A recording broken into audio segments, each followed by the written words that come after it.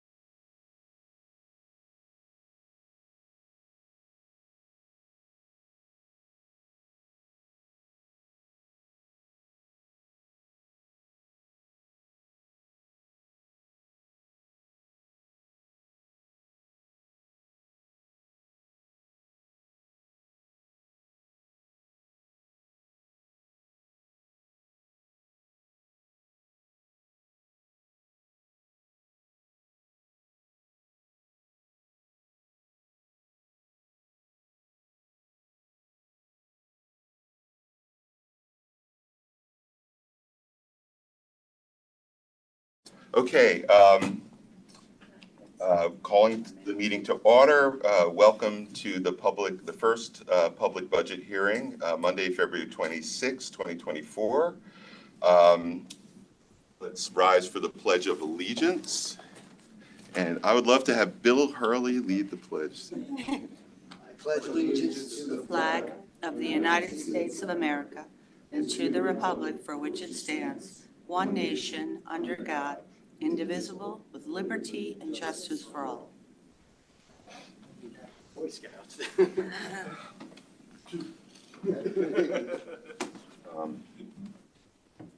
Turn off the sound of my phone.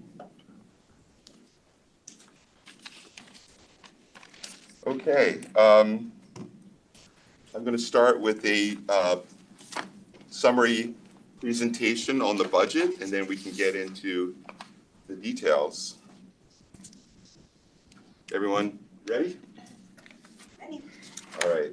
So I just took this paragraph from the town website, and just to remind everyone what an awesome town we have. We all love our town very much. Our awesomeness as a town is not a secret. People are moving here. Our housing market is tight. People are visiting our restaurants, stores, the arts, and open spaces. Our universities are growing. But our town administration has not kept up. So we have many great employees for this working for this town, and not enough to meet our growing needs. But I understand getting to where we need to be is going to be a deliberate process. In several areas, our employees are not given all the tools they need to be as productive as they could be. For example, there are essential software programs with functionality that most highly functioning towns have, but we don't. We need that functionality and resources, including consultants, to help implement these programs. Kudos to my predecessor, Brenda Kupchik, for realizing that town hall resources had been cut to the bone prior to her tenure. Prior to her taking office, there wasn't even a full-time chief of staff.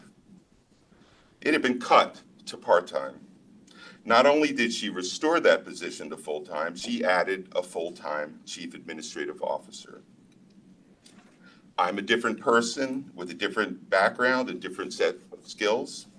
And so for the next several minutes, I'm going to talk about why I see, what I see as the needs for my administration and why. So I've been in office now for 90 days. And I'm going to talk through some of the gaps that I saw pretty early on and continue to understand, and some of the things that I think need to be improved. So the first thing was legal. The first thing I did when taking office was to shift the town's traditional model for legal services. Fairfield hired town attorneys in the past who were usually sole practitioners or worked in small partnerships, and they would farm out much of the legal work to other firms as needed due to capacity or areas of expertise. I shifted this model to one leveraging the capabilities of a larger regional firm with significant in-house expertise in several important areas. This has already been an effective strategy. For example, we've been able to mount a strong defense against United Illuminating's plans to take 19.25 acres of permanent easements in Fairfield to erect enormous monopoles. At the same time, we've been able to review and implement greater controls over contract and purchasing procedures. Is it up there? I think we lost connection.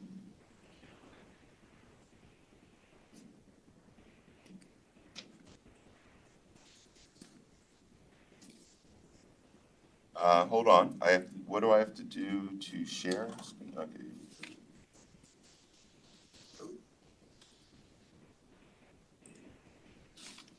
I may have to transfer this over to you, I guess. Window, is it?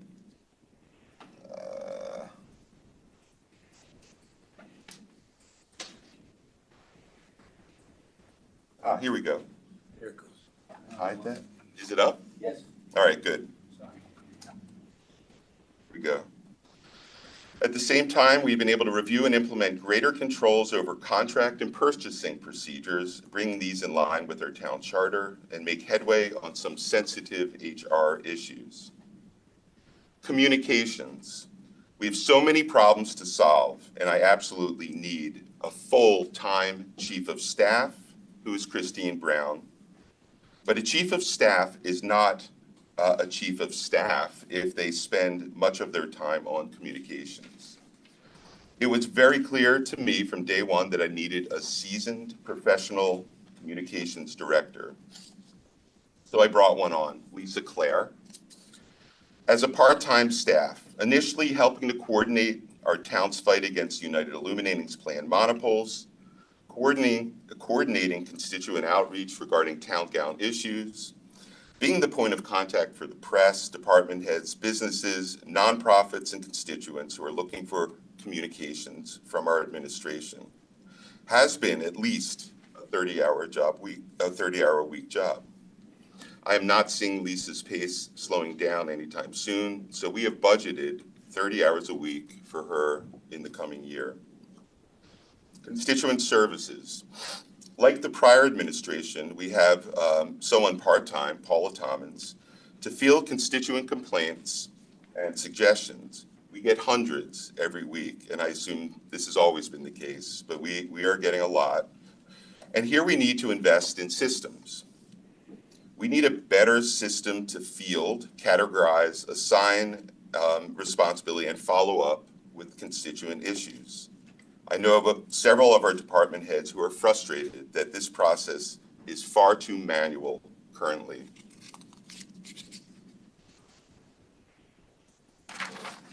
Finance. We have some excellent finance professionals working in town hall. Is being recorded. Strange, but hopefully it won't. We have some excellent finance professionals working in town hall, but they have been starved for support. To implement systems to efficiently and reliably track capital project planning, funding, and execution, perform cash flow projections, manage the finance side of payroll, these are basic finance functions. But you can't ask people stretched doing their full-time jobs to implement new systems.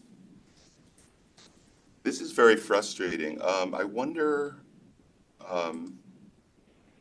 if it's not up anymore. I know. I wonder if there's something with the way I have this set up.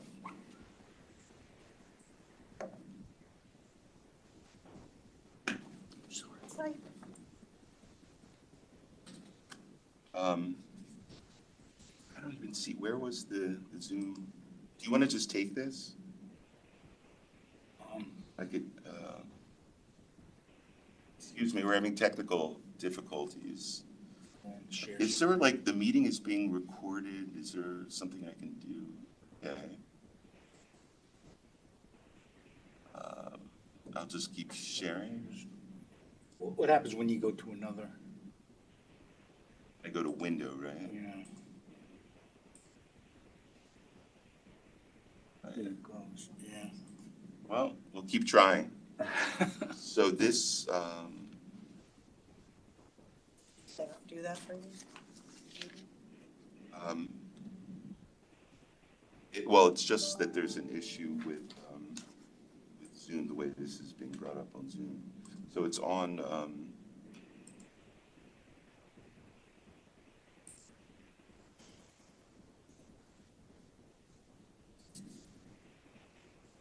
there were,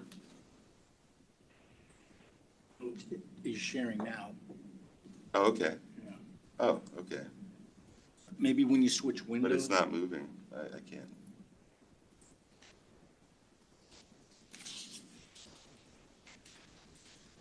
I don't have control of it. Or would I just do it here? Okay. Ah, there we go. Okay.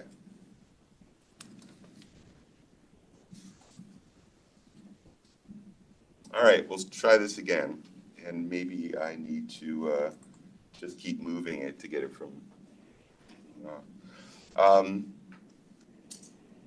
To implement systems to efficiently and reliably track capital project planning, funding, and execution, perform cash flow projections, manage the finance side of payroll. These are basic finance functions, but you can't ask people stretch doing their full-time jobs to implement new systems. When will they sleep and spend time with their family? We must make investments in systems and people, some in the form of consultants, to get essential systems up and running smoothly. Here, we lack true operational implementation support to bridge the gap between IT and our functional areas.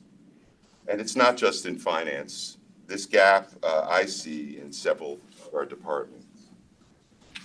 Human resources.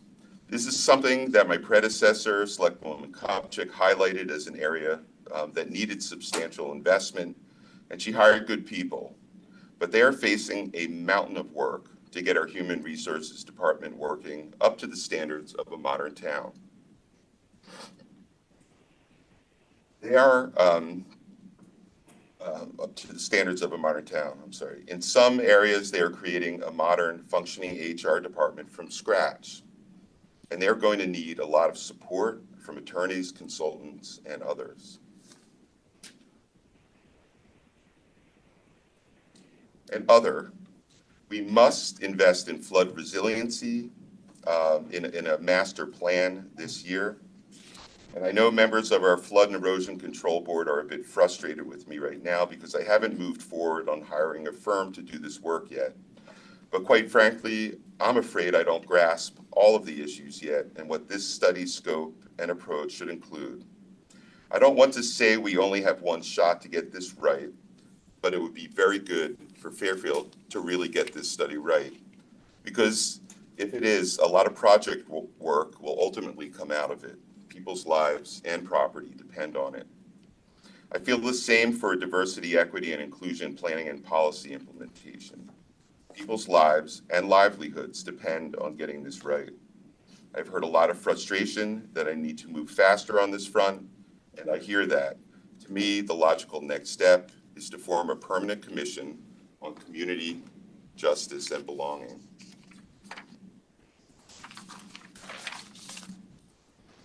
The first two columns, much of what I just talked about, plus some additional priorities. The right-hand column is the team I need to carry out transition to a highly functional town administration. I need our chief of staff, Christine Brown, and deputy chief of staff. And everyone should know our deputy chief of staff is Jen Carpenter, and the office would not function without her. I need a professional communications director, as I just said. I do not need a chief administrative officer. But the town does need strong operations leadership that bridges the gap between our vision as a high-functioning town, our existing capabilities and tool sets, our needed capabilities and tool sets, and our IT department. Please note at the bottom of this slide that the quality of our public education system underpins everything we want to do as a town because our grand list depends on it. Here are some of the investments you can see in the budget this year. As I just discussed, we are making some investments in leadership. We have made and are continuing to make collective bargaining catch-up adjustments due to settled contracts in our wage lines. For the firefighters, we are right-sizing our staffing and structure. Part of that was part of the collective bargaining agreement.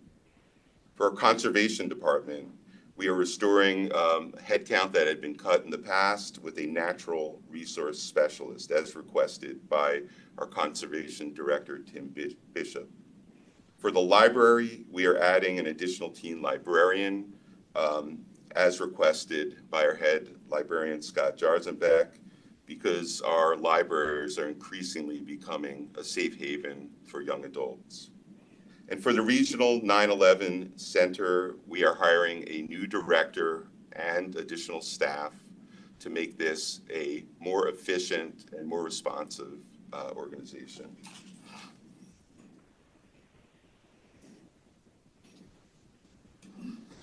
So we are making use of some of the excess surplus, and we are looking at another potentially large surplus for the current year. So we are using $1.1 million from debt service reserves to service debt in the fiscal year 2025, and reducing $1 million from the internal service fund, and this is used for self-insured medical benefits and various other self-insured risks. And we had unsuccessfully attempted to reduce this balance by not funding in prior years, but it instead stayed the same or grew.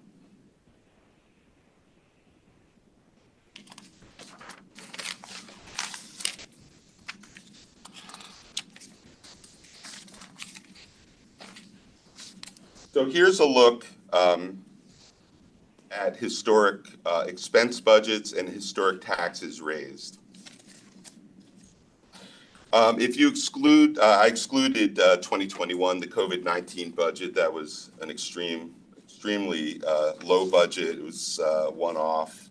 And you can also, when you look at 2022, that included some of the rebound effect for making up for some of that. So even if you look at 23 and 24, our expense budget really is in line with recent history. And our tax dollars raised is in line with recent history as well, if not below. On the next slide, a slightly different look. Historic year-on-year changes, including a 3-year average and 2025. We'll get into the dollar amounts for changes in a minute, but these amounts show that for Board of Education, we're in line with the 3-year average. Shared expenses is below the average due to not contributing to the surplus this year. The town increase is below the 3-year average. Revenue is significantly above the 3-year average due to mainly to interest income. And the current year taxes raised is well below the 3-year average. So when you look down at the mill rate increase, why is it higher than the prior year and the 3-year average? And you can get a sense of that by looking at the line above that, the grand list growth, which is just a fraction of what's been going on over the last several years. So here is a visual look at our budget growth and the increases, and you can see this year is in line with recent history.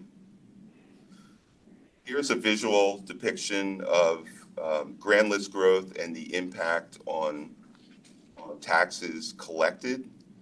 So when you look at a year like 2022, really enormous grand list growth, we enjoyed about $13 million of tax revenue from that growth, and it's steadily decreased over the years, $4 million last year and just $1.4 million this year.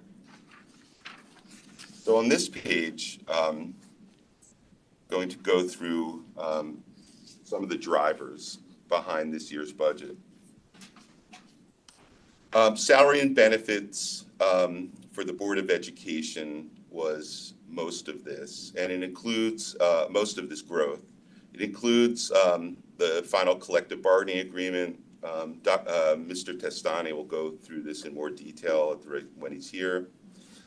But as a preview, FTE increase was 38.15 in the budget. I cut 1.5 million from the Board of Ed budget because of information that I received that the healthcare partnership, state partnership program increase is expected to be significantly less than budgeted. The range at the beginning of the budgeting period was given to us as 2 to 7%. Board of Ed budgeted 7%, and it's looking like it's going to come in much closer to the lower end of the range. Shared expenses went down, as I mentioned, due to not contributing to the surplus this year. The town increase of 4.6 million was driven by salary increases offset by contingency reserves for those increases. Includes the finalized collective bargaining agreements and an FTE increase of 7. So that amounts to 4, which were contractual as part of the firefighters collective bargaining agreement mediation. 1 police, 1 conservation, as I mentioned, 1 teen librarian. And the other reason for the increase is pension contribution increased by 1.1 million. Non-tax revenue increased by 5.9 million. That was driven by interest income on both our accounts plus on prior year taxes due. So that amounted to about 4.2 million of it. And payment in lieu of taxes grants increased by 0.8. So the impact of the grand list, I wanted to show, had our grand list growth been the same as last year, what our mill rate increase would be. And that would have been 0.97%, which would be just about the same as last year, slightly lower, but it's still slightly above the 3-year average, but significantly below the 1.81% that we are in our proposed budget.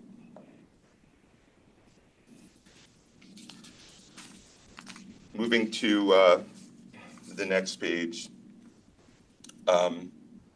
the health insurance decrease was driven by something I mentioned earlier, that we're taking $1 million down from that account. We self-insure much of our health insurance, and we are taking down $1 million from the internal service fund. And the increase in professional services driven mainly by the legal and lobbying fees. Much of that is for the United Illuminating issue. Don't need to go through this. Here's overview of budget timing. Finally, last slide, and sorry I've been dry and a little bit boring, but I'd like to thank all of the Fairfield staff and elected officials and volunteers. And for this budget, our interim CFO, our David Becker, our budget director, Frank McNary, our whole finance department, and the First Selectmen's office team. department heads and staff who spent an enormous amount of time and effort developing this budget and walking us through their proposals. And definitely want to give a shout out to our elected officials and volunteers who serve on boards, commissions, committees, and task forces, and you make Fairfield very special, so thank you. And that is my presentation. So we are starting, I believe, with engineering. And that is code 5070, budget.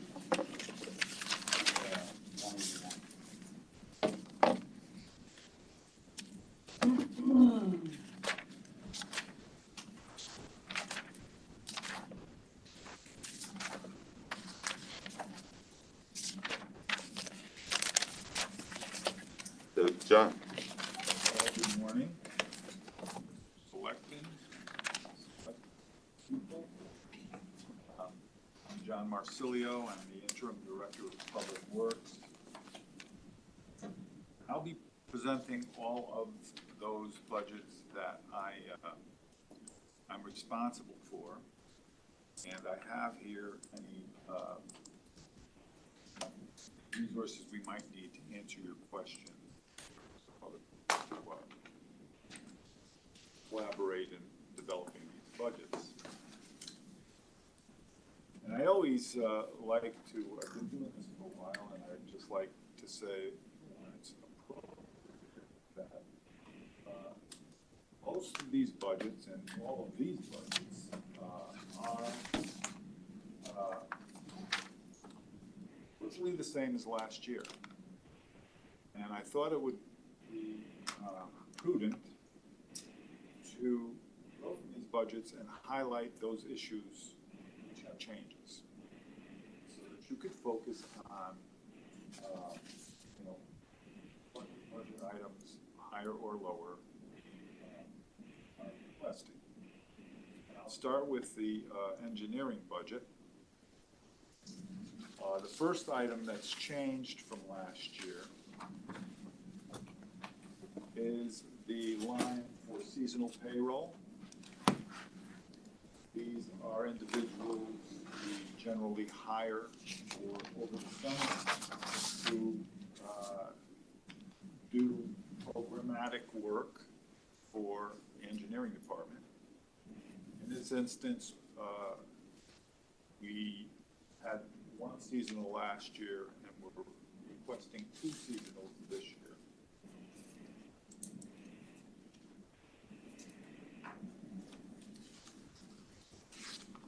The second item that we are requesting is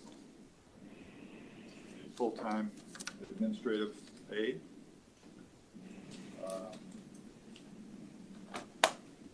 Our engineering department gets handcuffed on a daily basis prior to having someone as the administrative aide, because someone would always have to be there to address the requests of the public. And so this frees engineers to go out and do their engineering work in the field or wherever that has to be done. The third item is $28,000 for capital outlay. That has to do with equipment for the surveying group. This is an update and a increased capacity for surveyors that we have that are constantly out. Excuse me, sir, they're having a hard time hearing you. If you could just speak a little louder. Should we try to move their table closer to there? Or, I think that'll help. They just say at the podium or whatever. He just needs to speak a little louder. Yeah, just speak a little louder. I can do that. no, but he's such a mild-mannered fellow. You can't make him Except for when he's aggressive.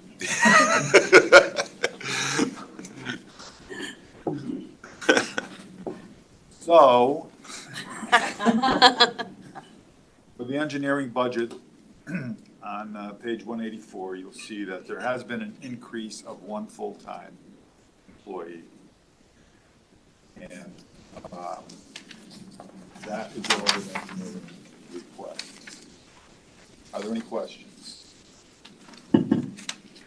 just want to point out that has already happened, right? So the full-time administrative secretary is already in place.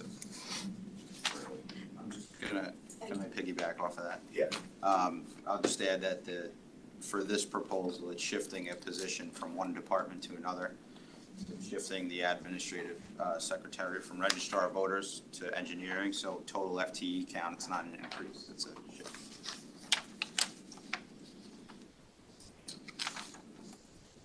For engineering? Going to open it up to the board about that position.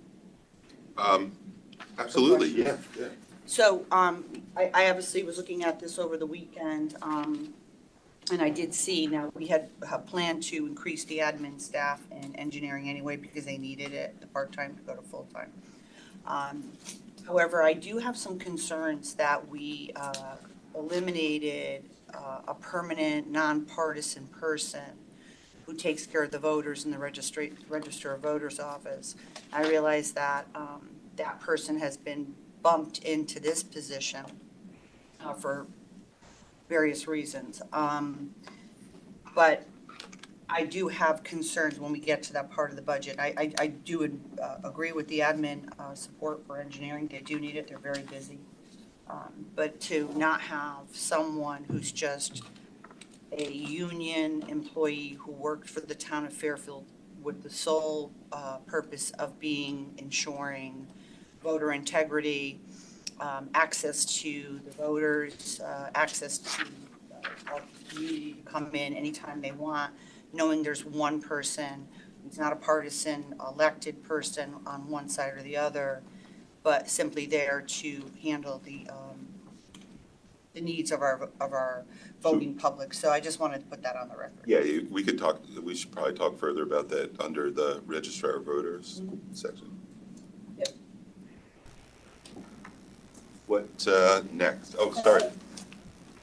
And this is just in terms of the longevity bonus, and I've seen it throughout the budget, and this is for you specifically, but maybe for finance. Is there just a list of people that are receiving this and what the qualifications are to receive this bonus? So it'll differ by contract. So not everybody gets the same longevity bonus. So PETA gets longevity, DPW, THEA are the ones that I'm thinking off of the top of my head. So they'll all differ. But if people want a list of, it's just based on years of service. So I can just check the contract for more. Yeah, yes. So for this one position, for example, that Buckley's talking about is a THEA position, so you would want to look at the THEA contract, and then that would lay out the longevity. And thank you for the presentation. I always like to ask the wish list, what isn't in this year's budget that we might be able to expect for the future in terms of need for this department. More space.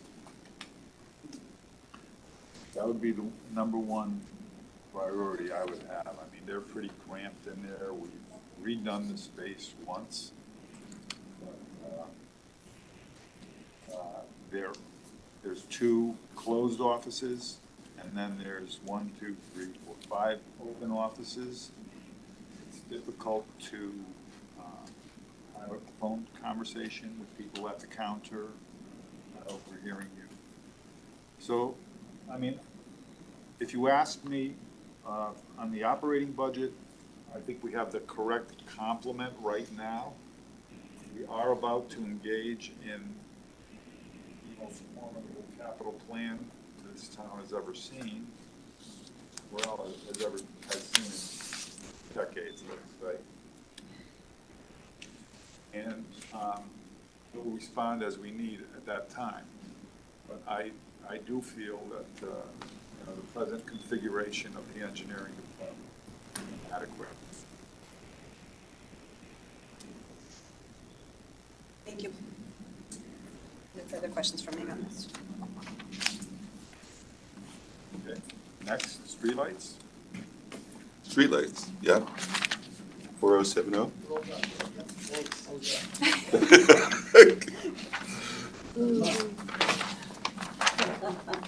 Streetlights is the formula of the number of street lights can't remember. times, page 156. Thank you. Okay.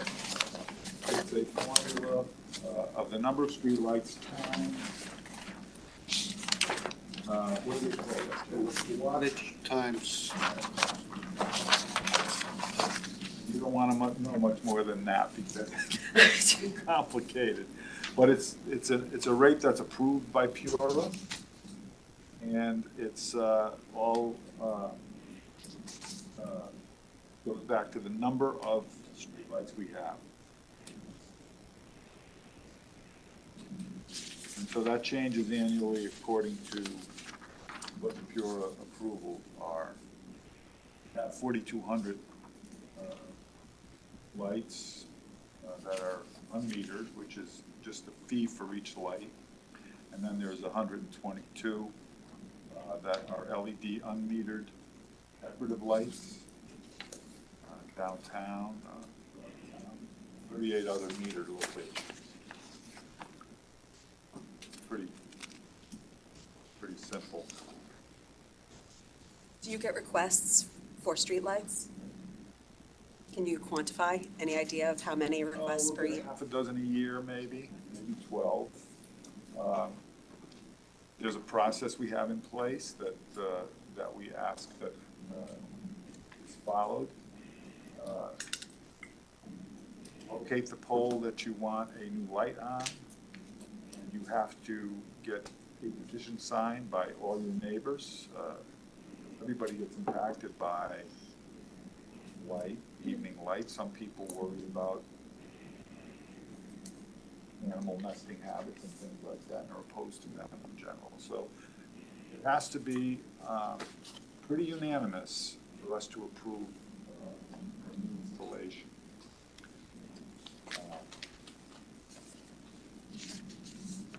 Actually, I was gonna piggyback on that, you know, you see a lot of towns and states are talking about reducing night light. Yep. Night skies, I Yeah, think night it's skies called. for the mic- yeah, Because of the birds and the Yeah. vibration and all of that, and some of the conversation's been surrounding sensors, like censored lights, like on town buildings and things, you know, obviously street lights are A little like to safety. provide safety when you're driving and security.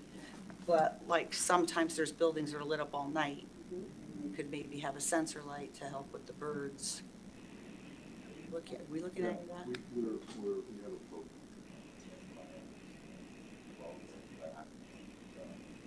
Sometimes meetings, for instance, this building here, meetings go late into the evening, and the sensors close the light at 11 o'clock, and the meeting will go 10 after 11, and it is dark. It's true.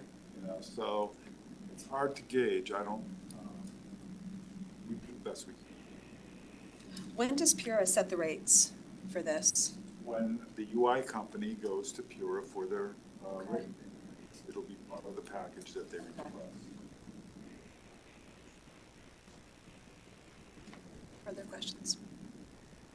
All right, next topic. John, my favorite topic is WPCA, and John Bodie's here. Are you gonna take this? I'll present this, and John is here to bail me out. I can answer the question, but just like the rest of the budget, there's one major change. Everything else is pretty much status quo. The one major budget item is the number of employees. This was driven by the operational, organizational evaluation that we have done last summer through to the past fall. The assessment identified the fact that the actual plant operational staff was understaffed by personnel. So that is addressed in this budget. In addition to the actual staff at the facility, treatment facility. There's also a need to increase response capacity for the call before you dig, and also for the implementation of a FOG program, that's oils and grease, which are an inspection that occurs for most all restaurants and facilities that process food, where they have to have a grease separation item under their sinks to keep the grease out of the sanitary sewers. Now, we license these restaurants, but we never really put a focused inspection on them to ensure that these traps are getting serviced. So that is one of the individual employees.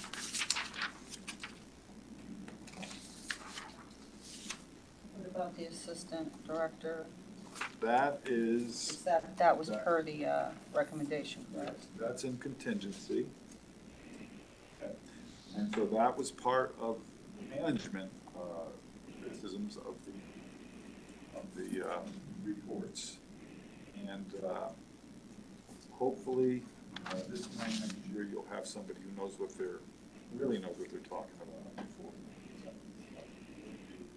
The manager of WPCA, handling and dealing with all things, both capital, operational, permit, interfacing with state agencies, federal agencies, whatever it might be.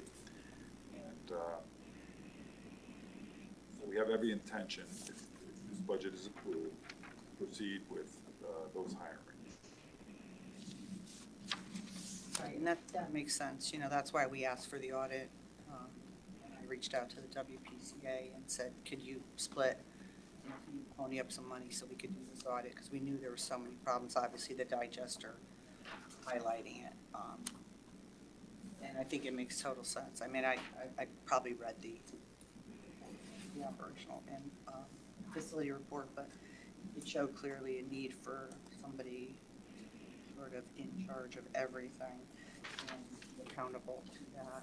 Obviously, it's such a big, huge thing for our whole town, and there needed to be somebody who was watching and making sure everything was, had a lot of different skill sets. But I think this is smart. It's a major point in our town. Everyone uses it, right? Well, except for people who don't have sewers. The rest of us do. And our schools do, our buildings do. So I think this is a good thing at the end of the day. We produced a good result. A question on Christine, your engineer for WPCA. Do you envision her staying housed at WPCA, or will she see her sort of being housed with eventually when we get more space here? As you know, there's a couple components to the capital program at WPCA. 1/3 of the expenditures will occur at the treatment plant. And another third will be the I&I, and the other third will be pumping. So my preference would be to have Christine with the engineering department. We don't have room for her now. I think she would need a desk and a telephone down at the facility. She'll be on site for much of that She work. should, yes, she would need something on site there. Same way, W, and I'm here afterwards. So that would be my recommendation, that there be space provided in this building or wherever engineering can be accommodated, and that interfacing with the engineering department here be facilitated by an office for her. So that's my take on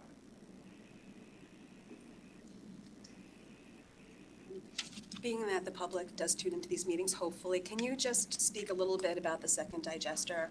I know that there was an odor down by the facility this week, and people are just understandably concerned about this work being done this year.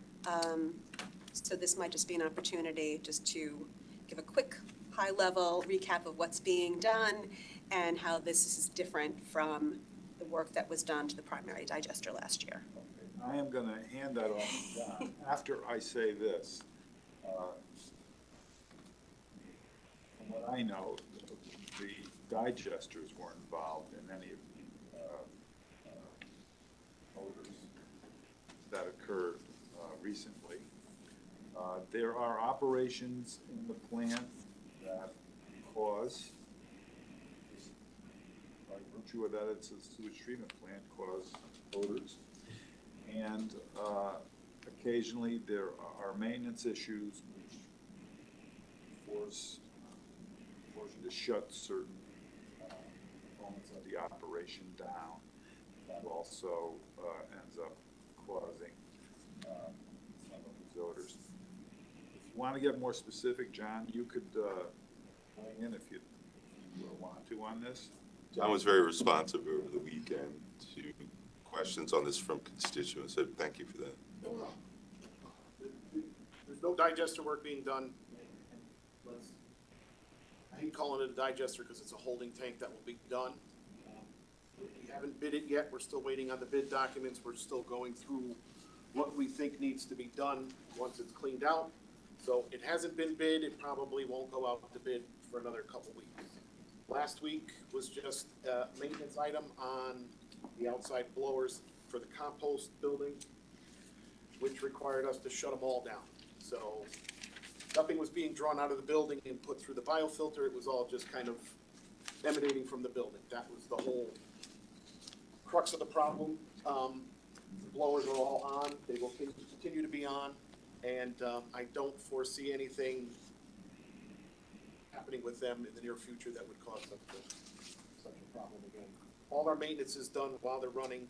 It was just, we had a failure and we had to get somebody in there. We had to shut them all off. Thank you, and thank you for your response. I just think that, just to get it on the record, it's information, just a way and educate the public, just because people's minds automatically, jump to a bigger problem. So thank you for your quick response. For full transparency, I think the public should know that you are that you're a member of the WPCA. I'm the liaison for this board to the WPCA. I've only attended 3 meetings, so I'm very much learning and appreciate already the work of commission and for the staff down there. And I appreciate Mr. Marsilio and Mr. Patel and Mr. Bodie. I went down to DPW last week to get a tour of the facility, and it's exciting about the work that's being done, and thank everyone that's down there for their service to our community. Did you go to the treatment plant? I did. I'm going to go back for a full-fledged tour of the treatment plant, but I'll just say they do a lot of good work there, and John always was responsive. Things happen. It is a large plant, and usually you have malfunctions and people Overreact and think maybe there's some major problem happening, but it is a major facility, and like anything else, there's problems every once in a while. But John is very responsive to, and they all know his email by heart. They were emailing him at midnight. We've had conversations on Thanksgiving. Yes, we have. So, they try to be, very responsive about whenever there is a glitch in the system. It's very complicated with, like he's saying, the blowers and. no, I think that most people in the public don't have an in-depth understanding on wastewater treatment plants. People who smell it, though, to get a real quick education about how it works. Okay.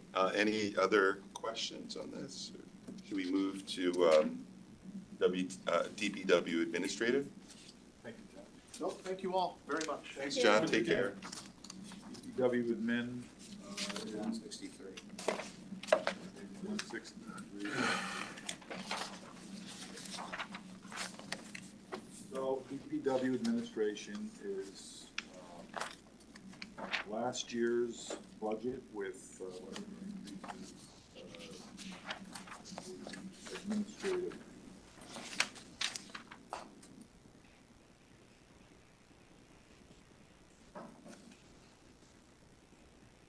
Secretary A received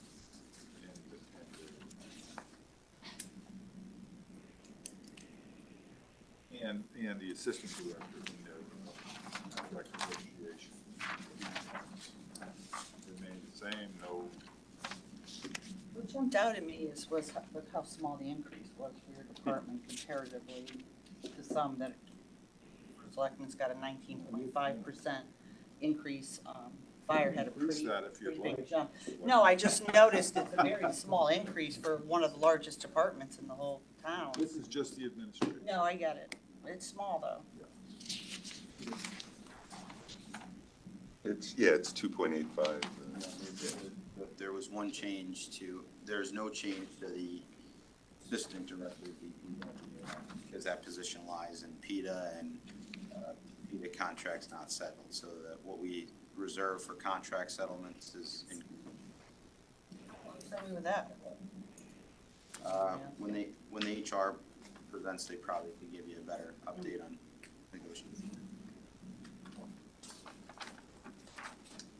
Page 167. Are we ready yet?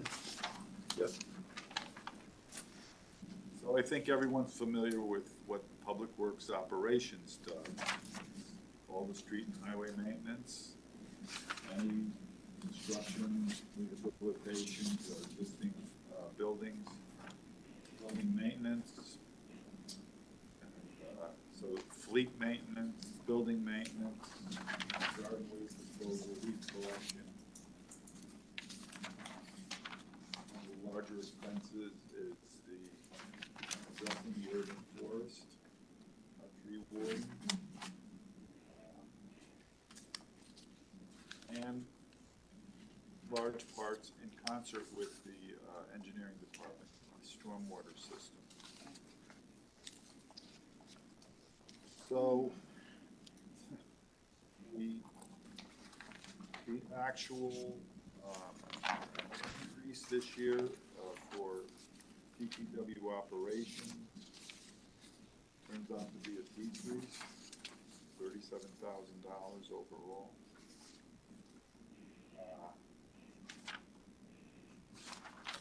That is due to some excellent management, I would say. Actually, you can thank identifying surplus budget funding in the electric utilities.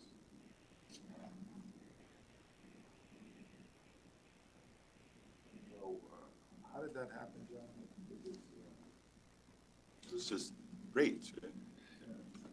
There's some efficiencies in new equipment we've been putting in also. Some of it's rates, some of it's just drilling down a little tighter. We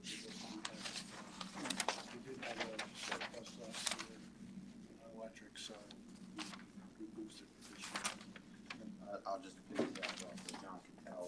The budget had increased in prior years with the assumption of higher rates. But I think the town implemented a lot of efficiencies and continues to implement efficiencies like these lights turning off. And I think just on the usage side, we're seeing a return on that. So although I expected the budget to increase in prior year because, if your electric bill, the rates are going up, this is kind of regressing to like more of the actual, because we have more consistent usage numbers after COVID. And the town also locks in its electric rates for a period of time, so that contributes to the budget. How are we doing on our recruitment since we changed the contract? I know we were having trouble attracting laborers and even the CDLs. How are we doing? We're doing better with it. We're pretty good. I think I just have one vacancy that I hold off filling until the vacancies to fill. It's helped a lot. That's great. That's good to hear.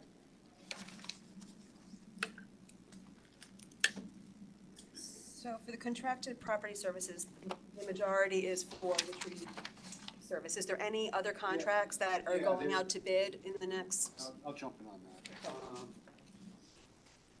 So a lot of that in the contracted services is catch basin cleaning. There's a new contract that went out for that, which prices went up, costs went up a lot. Leaf cleanup, that went up probably about $50,000 at least. It was a 3-year, these are like 3-year contracts that have expired and now they're coming to current cost. Snow, just outsourcing for plow trucks and all that, quite a bit. And custodial and refuse. So these are contracts that, like I said, 3-year contracts, a lot of them that have expired, had to be renewed, therefore generate increases. They're typically, you said for the tree service, it's a stable price for 3 years, or does it escalate? We lock in with 3 years prices on those. But I believe there's a built-in CPI escalator. Yeah. Okay. But these are based on rates that we have. We're not going, isn't based on assumptions for contracts that we're going out to bid on in the next 6 months. Okay. Okay. We also, in this budget, we pay for all of the trash pickup, almost $90,000.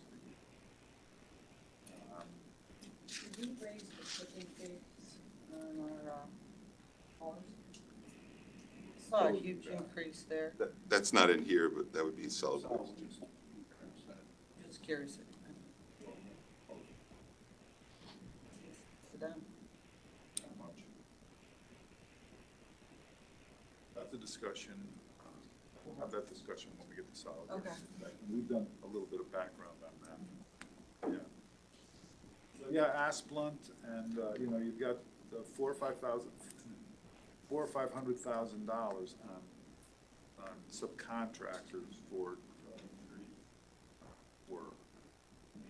That is managed by Jeff Minder, the tree warden. And that includes trees on school property also? There's an issue that, or school handles that? This is the town right away.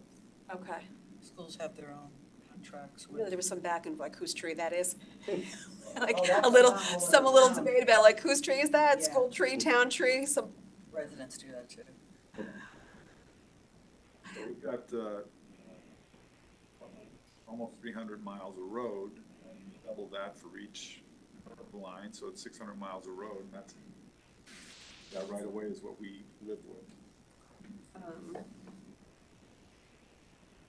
So that's most of that. Anything else? In the schools, bulbs, LED lighting, changing in the schools, we have programs to just swap out, more energy efficient light bulbs in buildings, and I don't know, if the town is doing A lot that. of that was done with this building here, as we've been renovating the building, we've been putting in new lighting, sufficient light. Same thing with other locations, outbuildings. Wherever we renovate. For instance, when we were down at the yard last week, that space where the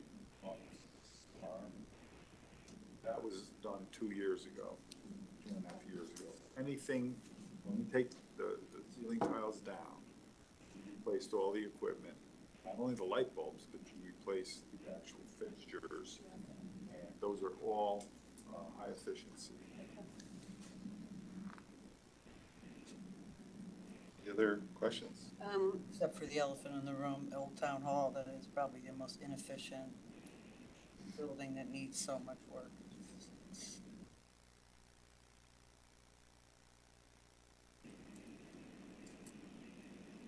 Wish list. You said if, that you would take more money if we gave it to you, what would you spend that money on?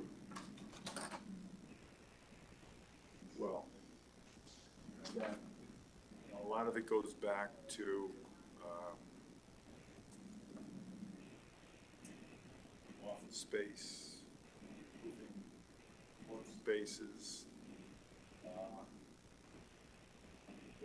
There are spaces in this town hall. I mean, I just built that little conference room. Can't believe how much activity it gets. But the other piece of this is we're hiring another sewer inspector for WPCA. And I'm scratching my head about where I'm gonna put that person.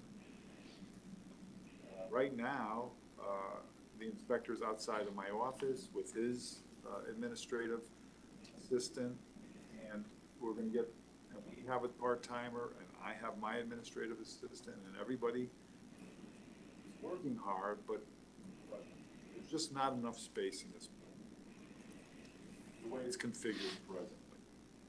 I remember, Christine, during the capital planning meetings, we had talked about, that was on the capital, had adding on to this building because of the crunch in here. So like he's saying, when we redid the building and conservation area, we put that little conference room in because everybody in this building needs a conference room. I mean, even the little conference room off the first selectman's office was used all the time by the health department, by zoning, by Mark Barnhart, because there's really technically only 2 conference rooms in this building. And then Bucky added that little one, but that one in the first select person's office was used by a lot of people because there's just not a lot of meeting space in this building. And probate uses it, uses this room a lot.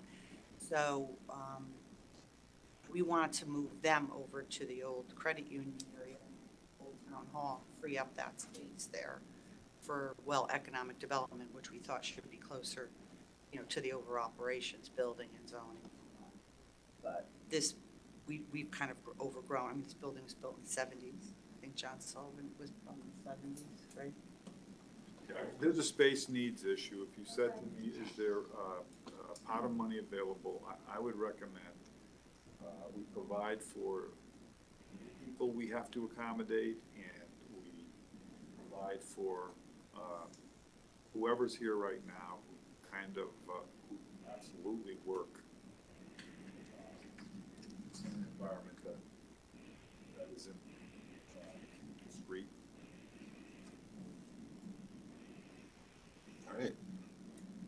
It's true, it's hard to work when you're distracted. That's why we put the walls in and doors in the building for the inspectors, because they're trying to talk to people or have applications in their town, and it's just loud.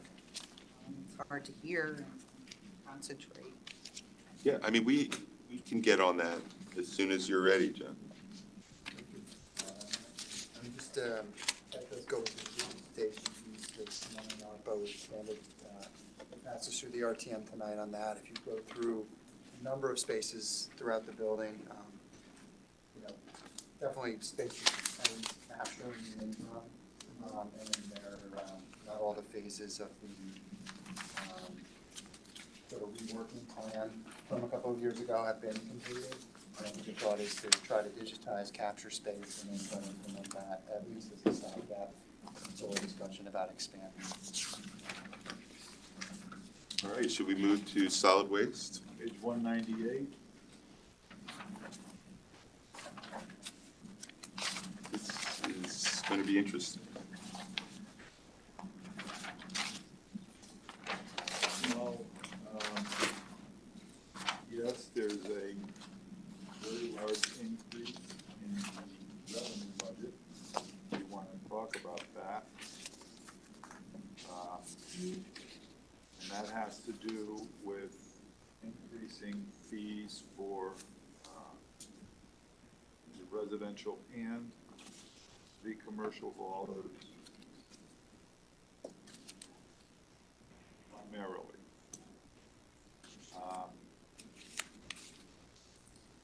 You have your report, John? The master report. This is everything you want to know, and then some. John does a wonderful job of tracking all of this. Right. So presently, there is a contract that has just recently been negotiated that is, from what I understand, the envy of the state because of the, what is called the tipping fee that we were able to negotiate. Unfortunately, we advertised for vendors and got one response. The state has created a situation where there is no competition for waste disposal. People get tired of me talking about this, but I've been saying the same thing for 20 years. So we are a hostage to the processors, which Greater Wind Waste in Bridgeport is the only one that responded, the only sensible location where we can take our waste. We process over 30,000 tons a year. And because there was no competition and there are no options, they were able to exact over 20% increase in those two, from $70.50 to $85.25. Just drain through the door and dump it on their floor. Then we have to pay another $17 or $18 to haul it there. And so we are well over $100 a ton. And there's no option but to pass this on.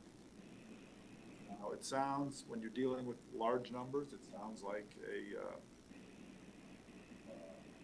big increase, but I can remember doing this 40 years ago when we were trying to calculate what the average household generates in municipal solid waste. And depending on the household, it's somewhere between 2 and 2.5 a ton, and 2,500 pounds. Years ago, the heaviest weight that was generated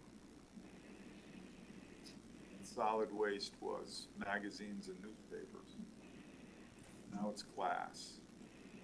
Magazines and newspapers have gone by the wayside. So there is a change, there's a dynamic that's occurring in the waste world. It's not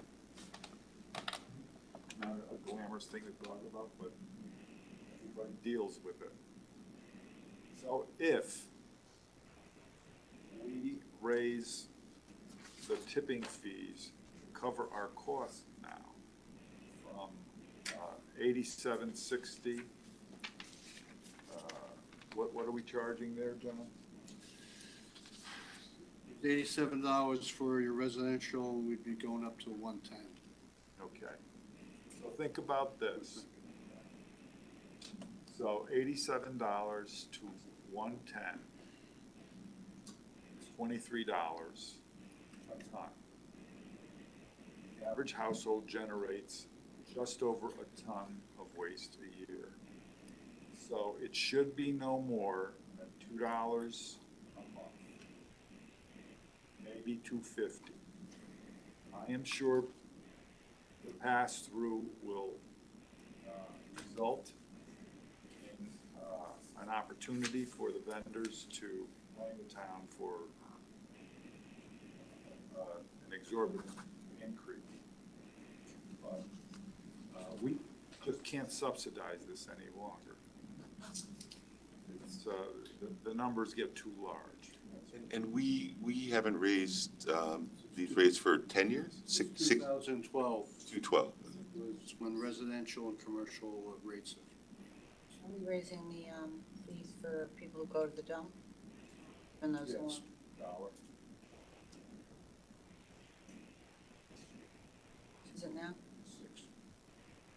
27. That's break.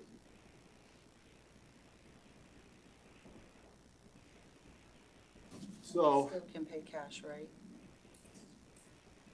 Push to put everybody on credit card, but I know there's a lot of elderly people who don't use debit cards. well, they still only pay two. The fixed income, we just kept at 2. Oh, good. Seniors, $2.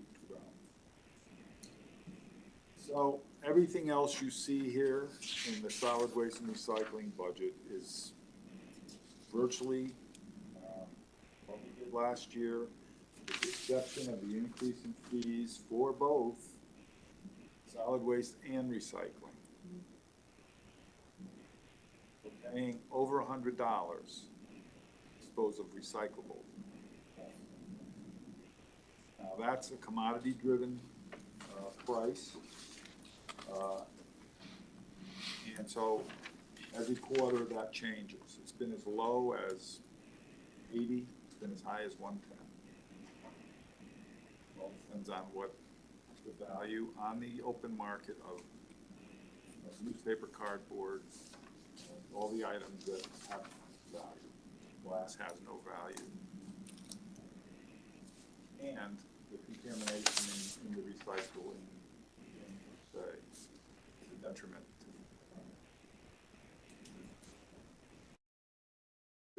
Have you been following any of the legislative proposals, environment? Yeah, I know you track that. They doing So it? this is the short session, this is the budget session. But they, And our industry, web, hasn't. So I think that's to this process. So select good. Energized. Guys, do something. It's going to go away. It's going to get worse. It affects every single community, whole state, every individual. This isn't like WPCA. Everybody generates.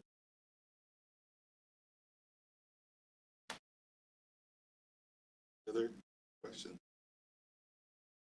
Moving pretty quickly. Thank you very much, John and John. And John. You had 3 Johns sitting here. It's a prerequisite. So, yes, this was supposed to be our break time, I guess. So we're way ahead of schedule.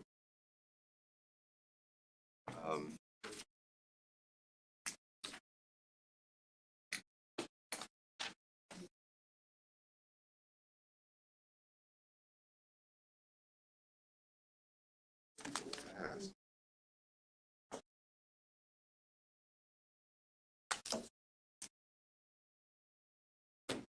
Thought it was more than.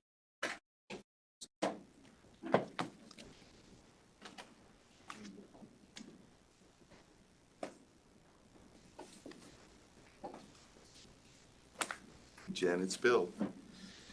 So, like, I actually don't have like an estimated time on the schedule that people are gonna come in, but we just breezed through DPW. Okay. Oh, they're on their way. Okay. Thank you.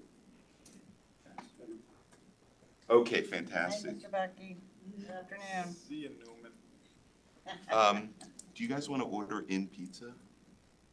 Brenda needs to go out, but What time were you, they're on their way, or do Somebody you want? coming here now? Who's on their way now? please. Please come in. Maybe after police? You wanna do So it we can police? break after police, then, and then I guess that would catch us up to animal control, right? Or maybe animal control's coming at the same time, but, okay, so then. ACC we also, can- yeah, so they're gonna be. Oh, okay, so we'll break, this will take a nice chunk of time, that's good. And then we'll break and, Why don't we let fire know, Well- once we break, we'll tell them 1 hour after that as a start time. yeah, Okay. should I order pizza for the room or one pizza? would you rather go out? Works. You guys, Either way. you guys want pizza? I guess, not getting an enthusiastic. People might want to actually get some, fresh air or something. Yeah, thank you. Thanks a lot. It does look nice out now. Sure, sure. And I'll give you my credit card. We All do a right, bye-bye. recess? Bye. While we wait for police? Is this for a few minutes? Yeah. Would you say We, recess? take a recess? Yeah, do I need to have a motion or reset? Yeah, all right, we're just gonna take a, huh? Yeah, unanimous consent to take a recess until Unanimous police. consent to take a recess.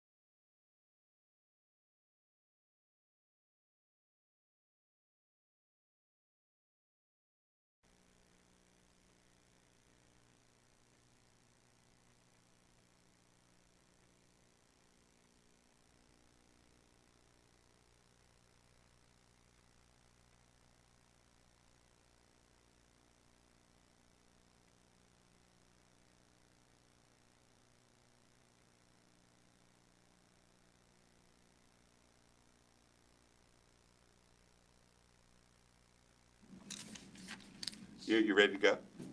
Oh, cool.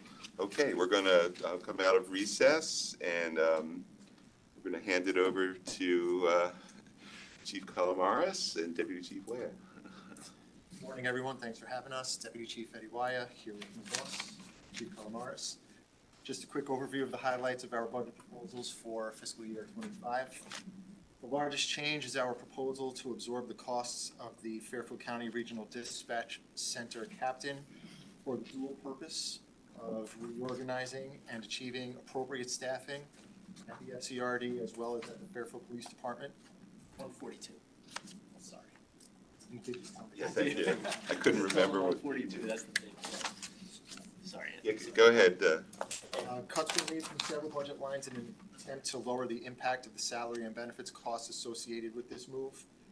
Majority of the cuts is seen in our training overtime budget line, mostly due to moving our SWAT team to a regional organization, which will drive down annual costs of in-house training overtime.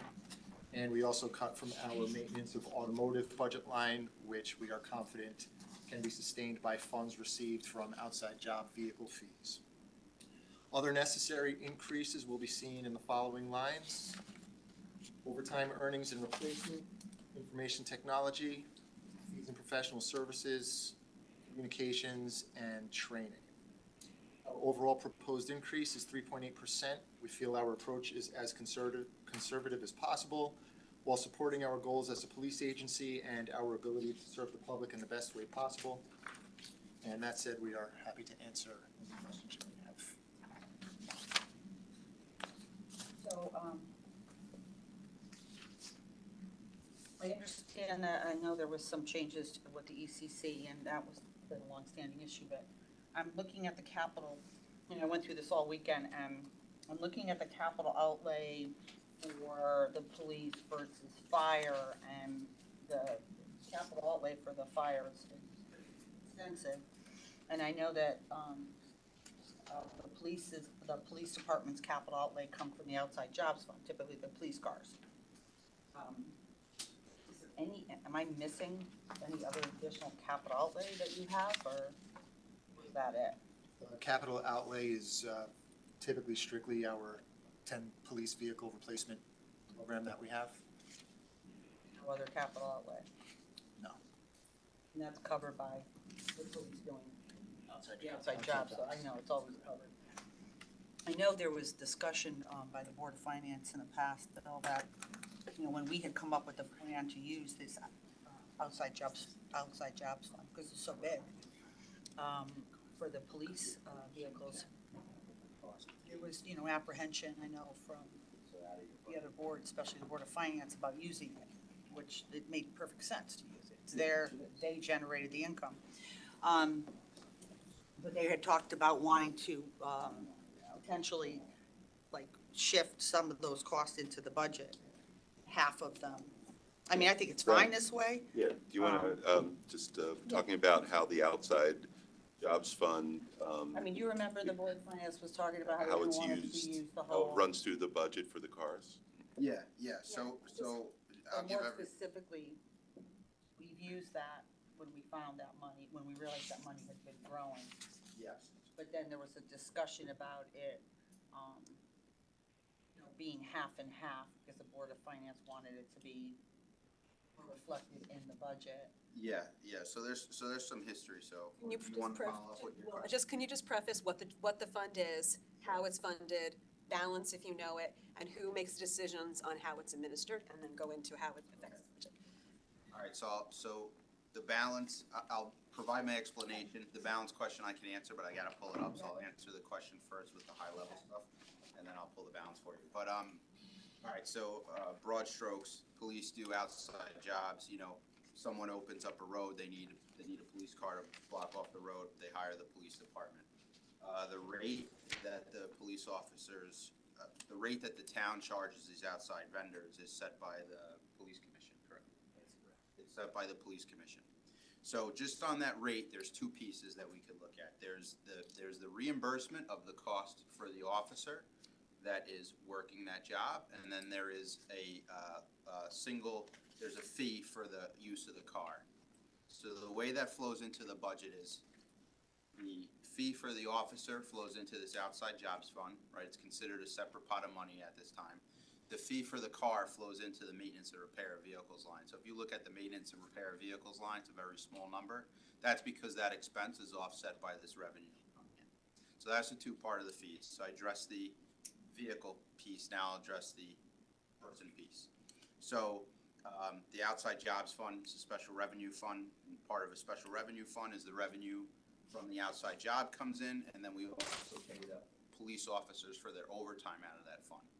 So, you know, if what you're paying an officer and what you're getting from the outside vendor equal, then theoretically you have balance. However, we've seen that we've captured more revenue than we've spent on overtime because the police utilize special officers that are at a lower rate than overtime officers, so there's some of that, but we've essentially had a surplus in that fund. So in prior years, I want to say 2 years ago was the first time we proposed this. You don't need to necessarily budget this in the general fund to spend the money from the outside jobs fund, but the Board of Finance has preferred that rather than just charging to the outside fund, that we run this through as a revenue into the general fund, and then it comes out as an expense. So what you're seeing here, the page I'm looking at is 143. And on page 143, you'll see revenue line 42369, called miscellaneous police. That whole amount is a transfer from the outside jobs fund. Right. Now, if you go to page 145, capital outlay, you'll see about 706,000, right? So we're only paying for 8 cars, so if we were paying for the full 10, those two lines would equal, but we're only paying for 8 out of the 10. And the reason of that being is that we saw a big increase in these fees through COVID, during COVID. And then also because, you know, the fee right now is stable, but police officers get a contractual rate increase over time. So even if we do have a balance, that's going to be drawn down over time in that fund. So our proposal last year was we're going to slowly step down how many cars we pay for. So last year we paid for 10. This year we paid for 8. We'll slowly draw down the balance. So we're not paying for, like, you know, $1 million in cars every year, and then 1 year we don't have any money left, and now you're going to add $1 million back into the budget. And if you guys want to continue talking, I can get the what the balance is as. If I could just provide one item of context to that. When we began this, we started with an outside agency that organizes and what's the word I'm looking for? Basically manages the outside jobs for us. So that company charges the vendor. So let's say we're working for Eversource. They charge vendor a percentage, and that's where they get their fee from. So it doesn't really cost the town anything. At the same time, that company provides the town with a check every week when payroll goes through. So the town is guaranteed to get their money, and it's up to the company to fulfill their accounts receivable through the vendor. So it's now their complete responsibility, and the only thing they do for us is they send us a check every week for what our officers worked. There's also other ancillary things that come with it, like insurance and things like that. So the fee is set by the police commission. The company manages those accounts and sends us a check at the end of the week with what we've worked. Prior to that, we had to hold money in an account to fulfill the officers' wages while we did collections. That's the part we don't have anymore. We don't have the collection piece. So whatever the officers work, we get a check from it's called off-duty management. And we get a check from off-duty management on a weekly basis that covers the officers' outside jobs.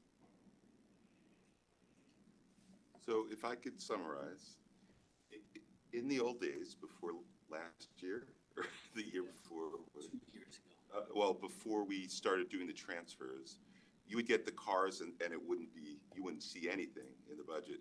So now, I think it sounds like what the Board of Finance wanted was they wanted to see the money coming in from the fund, and then they see the money going out so they can ask the questions.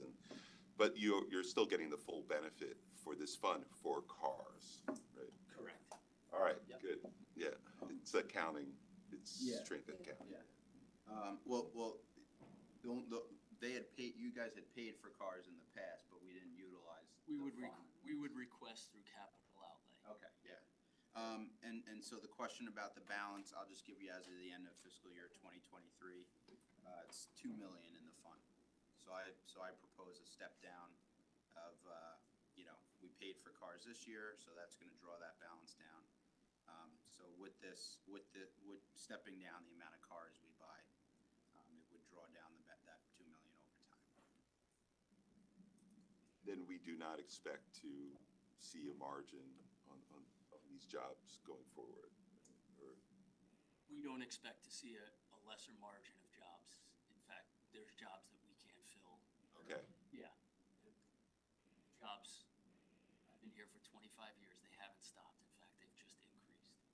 and those jobs, some of them, the companies themselves have requirements, right?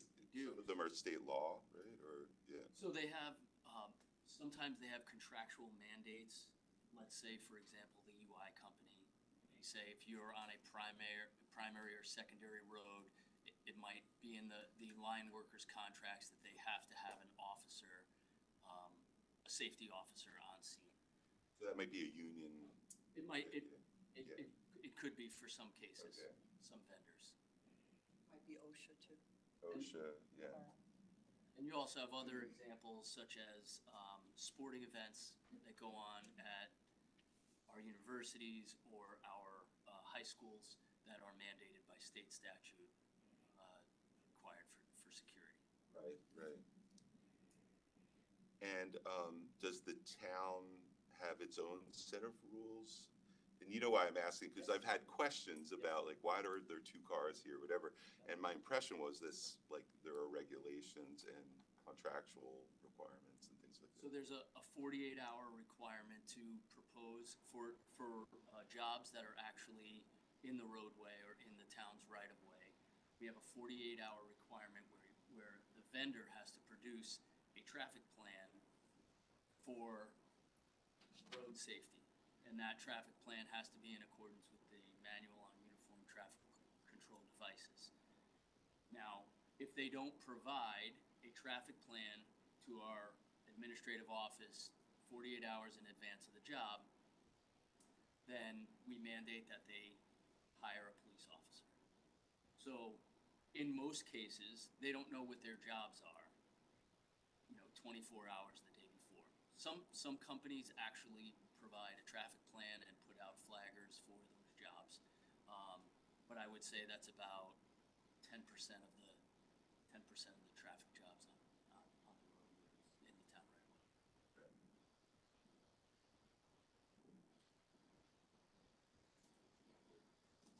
That's it.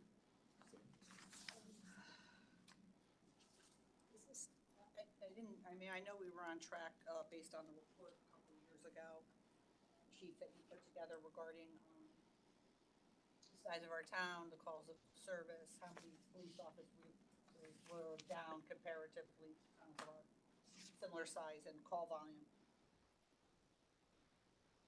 Are we off track with that? Because we were trying to add more police to get us up to standard. So I think we really had to push our focus towards the Fairfield County Regional Dispatch Center this year. And in an effort to do that, we're actually acquiring a captain for the police department from the FCRD. Now he will have some management responsibilities at the Emergency Dispatch Center, but those, hopefully, as long as the budget passes, will be more of a liaison with the new civilian director that will be out there. So to answer your question directly, we felt that it was our priority this year to focus on the Emergency Communications Center and getting that properly managed before we move to put additional staffing on. So I just, no, I understand that. I would have liked to have seen another officer added based on what you've shared. Have you shared that document? I have not, no. That's a really eye-opening document regarding behind we are in staffing levels. Was that in your budget presentation? 2 years, Yeah, yeah. 2 years ago. And when we talked about trying to consistently add to try to get up to the amount of calls, because as you're probably learning, is that police are involved in pretty much everything happening, one way or another, something involving. And so it pulls a lot of their time, because they're answering phone calls, emails, going to neighborhood events, SantaCon, everything under the sun requires the police to be involved in it. So, yeah, I think it's a good document. I think it should be shared even with the board. Christine, I don't know if you've ever seen it, but it is an important document in public safety as far as, crime and just, keeping the peace, so to speak, right? It's like really important to our residents. It's reflected in the amount of calls to this town hall about people being upset about all kinds of things. I can share that comparison document. If you're interested in seeing it. It's from last year, but Do you, with Captain being moved over, is there anything you want to share about like the structure that the department that you're looking at? Yeah, absolutely. So, right now, we have 3 captains assigned to the Fairfield Police Department, and they're each responsible for an individual bureau. And something that we've been noticing compounding over the last few years has been bottlenecking at the upper management levels. And the reason for that is increases in demands for non-traditional police roles. And what ends up happening is the younger, newer officers at the lower levels don't have the experience or the training to handle those types of demands because their training is very linear, their job expectations are very linear. So by default, those responsibilities fall on upper management. And I can give you a couple of examples. 2 of the captains, I'll start with the more forward-facing, is our Field Services Bureau captain, who used to be traditionally just the patrol division captain. Well, now that position has since evolved into being responsible for the patrol division and the detective bureau, which are our largest and typically busiest divisions. But on top of that, when we start talking about adopting non-traditional police roles, the Field Services Bureau captain is also responsible for the social worker program, crisis intervention, co-chairs the Fairfield Police Behavioral Health Network, and is also responsible for oversight over all of the miscellaneous units and divisions like canine, motorcycle, bicycle, which are all community policing functions that we didn't always have. So just for lack of a better place to put those responsibilities, they fall on existing captains because we haven't been increasing personnel at that level. And then on a less forward-facing side of it is our Administrative Services Bureau captain, who is responsible for pretty much every piece of equipment, technology, everything that happens in the buildings and in the cars. All of that is that person's responsibility, but when we do special projects, we don't hire like a non-law enforcement project manager. So let's look at the building renovation, for example. We've had to assign project management to that captain. So now that captain might be responsible for meeting with the architects, but that captain's also responsible for putting out HR fires and resolving payroll discrepancies. And while he's running around the building trying to facilitate all of these things, an officer will grab him and say, hey, there's no paper towels in the bathroom. Like, it gets very overwhelming. So the idea is by bringing that 4th captain in, we can start splitting the existing bureaus to have a much more manageable and sustainable workflow and distribution of labor.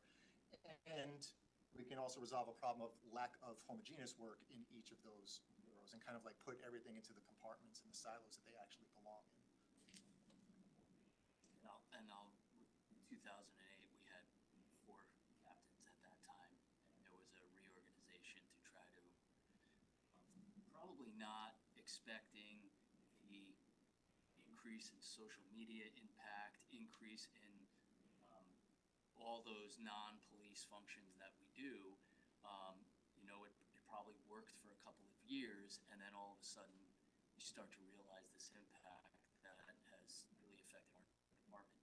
So in 2008, they made that change from a 4-captain force to a 2-captain force, and we are now feeling it. Well, community policing is new, and the levels that you brought it up to, Chief, it has changed and put more demand on the department as far as the behavioral health. I mean, that's been hugely, it's been a huge issue for the police department, and they're super involved with it. And I think our structure, I mean, I don't know, we never really talked about it, but there's a lot less upper level people in the PD compared to other first responding departments. There's a lot, and say for the fire department, there's a lot of different levels of leadership, but there's not that many in the police department. How do we compare, like with captains and lieutenants, with other departments our size, with our call volume? You know, we did 54,000 calls for service for the police department last year. We're up a little bit, a couple of thousand from the previous year. As far as our staffing levels, we haven't increased since 2019. So we took away a lieutenant and made that lieutenant a captain. You know, we added the captain to the FCRD last year, and I'll be the first to admit that, you know, that was my error, not recognizing that the dispatch center is a discipline of its own, that my assumption was that a captain was going to be able to manage both the responsibilities at the police department and the responsibilities at the FCRD, in addition to the relationship with our partners that are incorporated within the dispatch center. So, you know, we've just recognized some management challenges, and we're trying to right that ship and send it in the right direction so that it can be successful. I always thought it was, you know, I understood the premise, but I wasn't really sure why police kind of got, let's just say, stuck holding the bag with the ECC. But. Yeah, and I don't think that's the case. I don't think it's stuck holding the bag. I think it's just we have the lion's share of calls for service, so it is assumed that we should take on the majority of that role. So with the increased calls of service and us now bringing the captain back, obviously needed. Curious why we're not adding an officer, another, you know, officer to our ranks, considering our numbers was behind when I came in, it was pretty low. I mean, I could answer that. They didn't ask for it. So, I mean, they did not ask for it. I didn't cut anything. There was no. No, I know, but ask when for you it. were meeting on the department meetings with the chief. Yeah, no one said they needed it, so I never had to question it. Knowing that absorbing the captain was a big move, we were trying to be as conservative as possible. And knowing that having that captain would offset certain parts of the workload in the building, we had to, like I said, just take a more conservative approach so we could make that happen because that was a priority. Yeah, and we'll take a look at your plan for the coming years, for sure. I think that's vitally important, you know, when you're meeting with the departments, to kind of look over all that data, get an idea, because, you know, as you're seeing, there's a lot of strain on the police department, and Yep. so many, and the additional mandates from the state over the last several years have made it even, you know, more arduous for them. Yep. Any other questions? Just in terms of public safety, any outliers this past year that you want to bring to the board's attention or the public's attention that you're concerned about, something that maybe is new, that you're keeping an eye on, that we should be aware of? I think something that might be worth me just reading you a statement I prepared. It's regarding overtime earnings, and I think a lot of times the question is, how is it that we keep asking for more and more overtime. And I think we, in the past, haven't really called attention to what are some of the community demands that are driving up those overtime things. So increasing community policing and community engagement needs have increased the draw on overtime earnings. Such activities may include, but are not limited to, our stance of readiness and assurance in times of concern. So I'm just going to talk about like this year first. So most recently, we had the Fairfield University event that was hosting a keynote speaker that was somewhat controversial, and we were concerned about risks associated with that. We had the Hamas threats, where officers were requested at every school and every synagogue and temple. In tense times, presence is also regularly requested for any religious vigils, emotionally charged protests or demonstrations. Annually, we always increase police presence on the anniversaries of Sandy Hook and Columbine. Day of and day after any active shooter event that hits close to home, and the day of and day after any veiled, low credibility, or recently resolved school threat. So those are things that pop up, where all of a sudden there's an event that makes national news or local news, and the community is afraid, and they kind of need that reassurance from us, and we have to demonstrate our readiness. So any one of those things can incur overtime from anywhere from 6 to 12 extra officers out on the road. And while we try our best to facilitate that extra coverage with on-duty personnel, we also have to remember that there is a steady volume of calls throughout the day that our on-duty officers are responsible for. And some of these actually require officers with a particular area of expertise or skill set.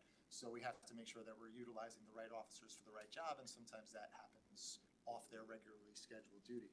But other general community caretaker functions include foot patrols of the downtown business district to assist local merchants with repeated juvenile complaints during the nicer weather, bicycle patrols in the downtown and beach areas to increase officer accessibility to pedestrians and civilians, Boy Scout and Girl Scout requests for tours of the police department and safety talks with their school resource officers, PTA requests for internet safety presentations, community education forums on important trending issues such as mental health and opioid issues, traffic safety, bike safety, neighborhood safety presentations, car seat installations, senior scam and identity theft presentations, and supplementing police presence for both anticipated as well as pop-up large-scale events.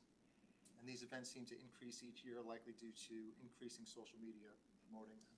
So that's just, in a nutshell, a summary of a lot of the things that don't get attention.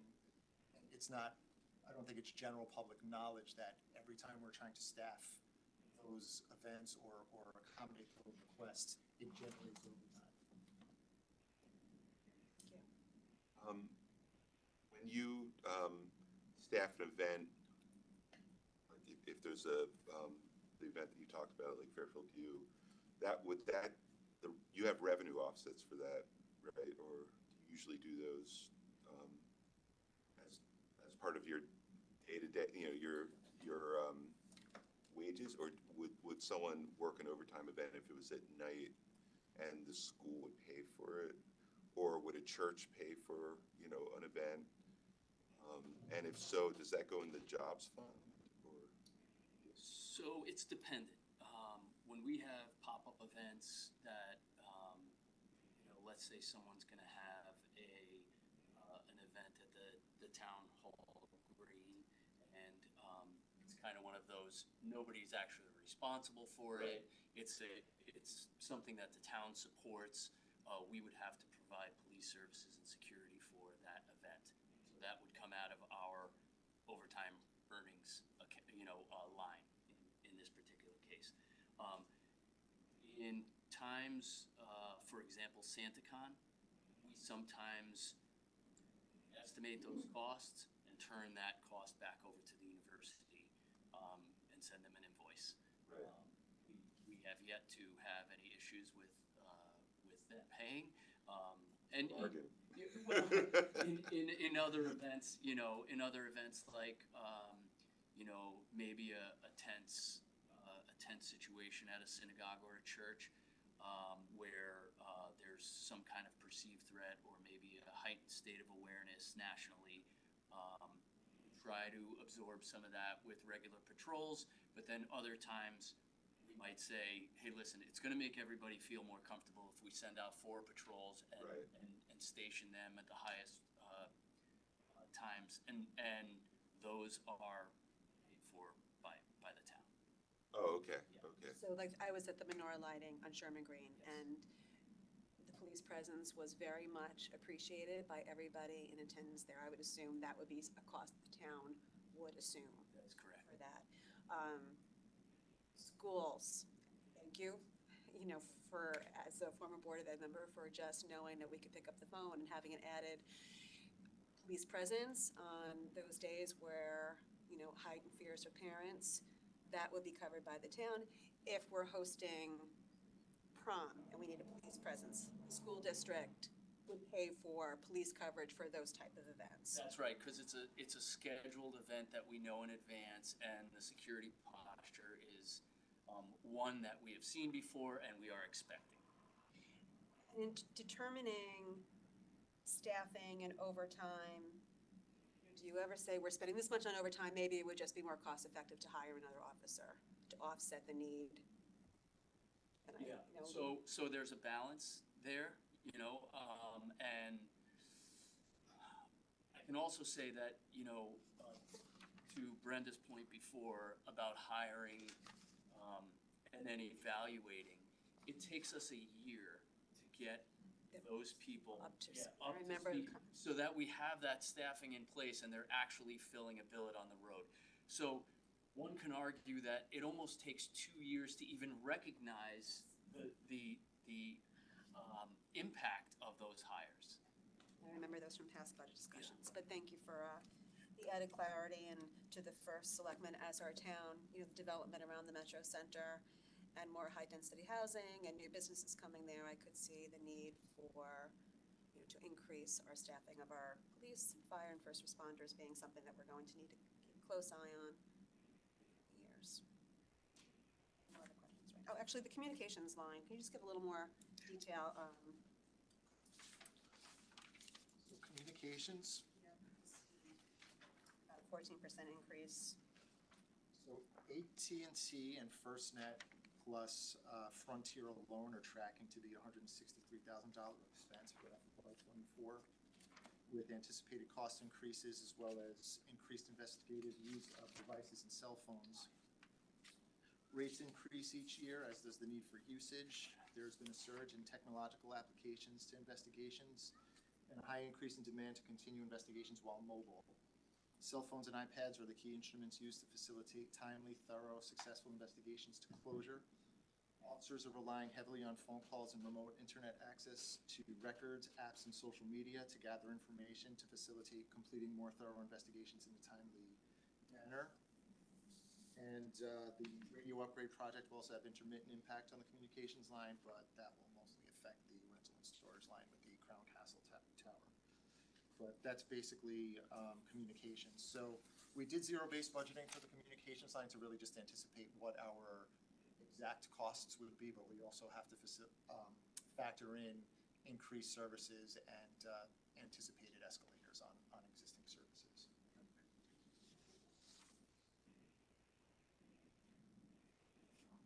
My question before Selectwoman Vitale, with the jobs that we do, that you do, other than utilities, like the ones for the schools where the school pay, do those get recorded in the jobs fund, or are they netted out of some? They're recorded, so any vendor that wants to hire police services. Even if it's a town employer, goes through the jobs, goes through that third-party vendor? That's correct, Oh, okay. because the forward-facing side of that is if you want to call it like an auction. Right. Jobs go out and the officers have a rotation in which Oh, they're allowed okay. to take. So it's the putting the jobs in, and then the officers get to select those jobs based on their time off through Okay. rotation. Okay. It's just easier. Thank you. All good? We can move on to animal control.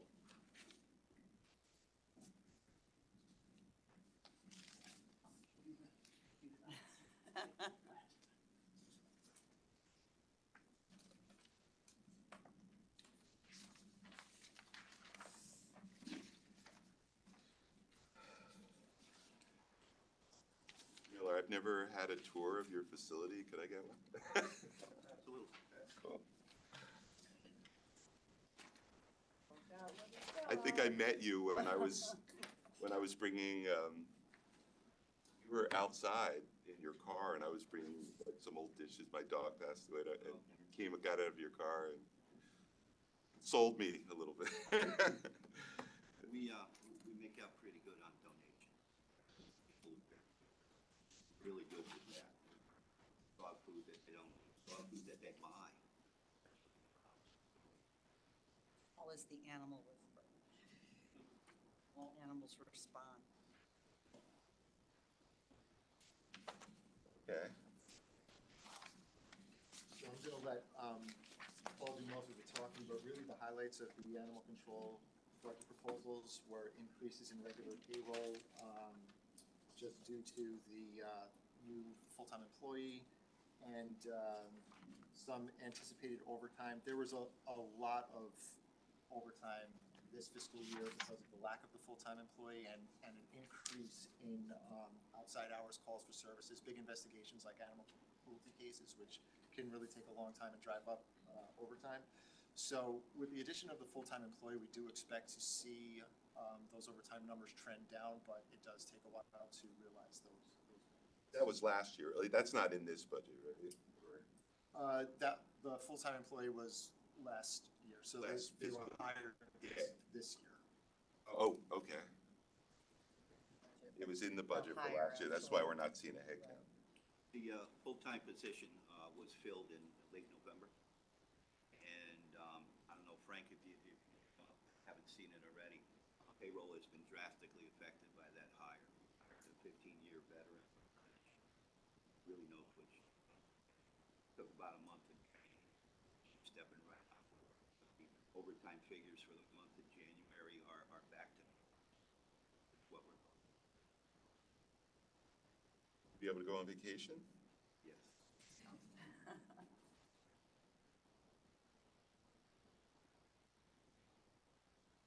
Is there any you want to ask? That's the overtime is the main thing. A lot of, these cases that had to be investigated, we had to take in so many One case. abused animals or animals that 47 animals on one case. Yeah, we held them for quite a bit of time, right, Paul? You have to hold them until it's resolved in court, or at least you get a directive from the court. So there's some time where you just have to stand by and wait. And that's when it gets a little crazy. Because each day you're a shelter that's holding 27 dogs and maybe 16 cats is holding maybe 34 dogs and 25 cats. So we were assisted by some towns, the town of Greenwich and the town of Stratford. Go to their ACOs to go through, and they had to hold the animals too. that was a hoarding case on the Stratfield area. Steep Hill Road. So, and cases like that come, and it seems like they come at the worst possible time, the low staff. We dealt with it, and in this staff, we actually hired some temporary personnel, which got us through, and we won the case in court. And the animals have, for the most part, been adopted. We still have a few down there that we can call unique. They are on the case, and that's what we were looking for, and we stopped the actions that were causing distress.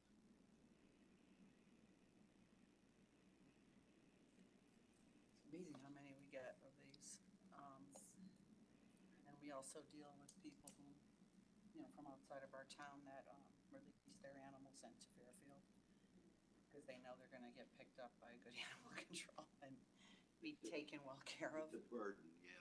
The better publicity that you get, sometimes the more people will focus on you for abandoned animals. You find them at your front door or in generic areas, parking lots tied up, that kind of thing.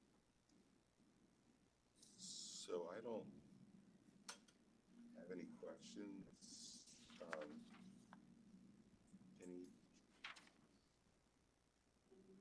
I think it's good to know that we did add a wildlife rehabber 2 years now, Paul? Yeah, Dabney Bowen. Me, who's also on the Conservation Commission, she's been really so beneficial because we would get a lot of calls, wildlife in danger, and it's not fair for the animal control. It's not really their job, and she's done trainings, and we've had, how many people attended that training you had? It was a full room on Unbelievable, right? raptors and.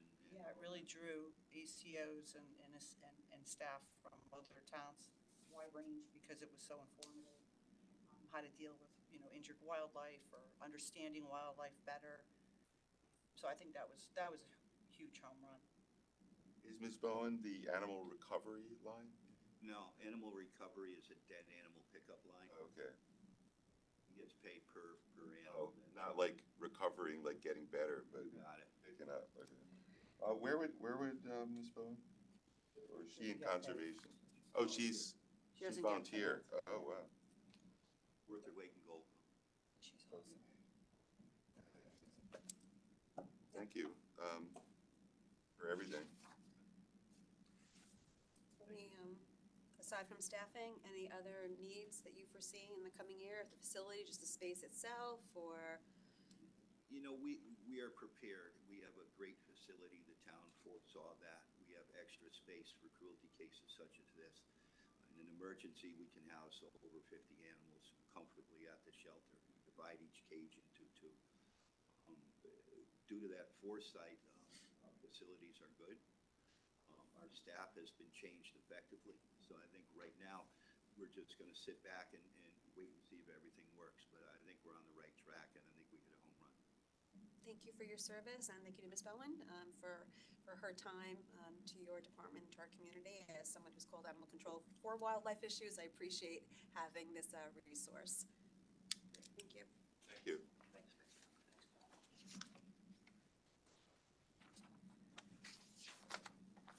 Good to see you, Paul. So we're moving on to the ECC. Back. Who's that? 5-8. Towards the back. So as stated earlier, the Fairfield Police budget proposes to transfer the Fairfield County Regional Dispatch Center captain into the police budget. And the part of that switch that is significant to the FCRD budget is to replace that captain position with a civilian director in order to achieve a longer-term plan of sustainable, specialized, effective, and efficient management of the FCRD. This plan was prepared by, voted on, and approved by the FCRD Control Board. Understanding that this plan requires a significant increase in the payroll portion of the budget, we aim to make several cuts in discretionary lines in order to offset the costs as much as possible. The other notable proposed increase is in the overtime replacement line, which accounts for anticipated personnel vacancies that will have to be backfilled on an overtime basis. I've spent a lot of time on this, so I'm good. Any questions?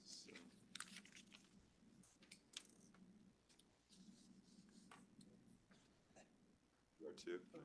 Very familiar. Seems exciting, actually. Yeah. It is. No, it's good.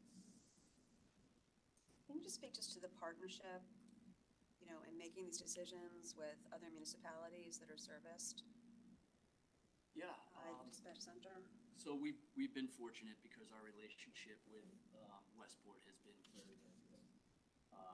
They have been on board with whatever management decisions need to be made. We've done our best to keep them abreast of changes that are occurring. I'll give you an example. We had a time when the dispatch center should be running with 22 employees, and we had 15 for quite a while. And these employees were working around the clock, to their credit, to keep the place going. With the recognition that there is going to be overtime incurred, but it's not something that you can just say, oh, well, everyone go home today, we don't need you. It's a 24-hour, 365 operation, and Westport understood that. With that said, we have added staffing from our police department to assist in not only the management, but the everyday runnings, kind of getting the standard operating procedures up to speed, in addition to clarifying and improving some of the IT issues. So, over the last year, and I said it earlier, I'm the first one to admit the mistake when it happens, and it is its own discipline. And when you're trying to have a police officer run it's like having a police officer walk into a bank and say, hey, run the bank. They could probably figure it out over a couple of years, but it's something that it's its own discipline, and it needs to be run by someone who is disciplined in that area. I don't know if this is appropriate, but I'd like to give a little shout out to David Becker because he is deep into all things first responder, and I'm not sure if I would have totally understood all this that you were trying to accomplish without him. So thank you, David. I don't know, anything you want to say?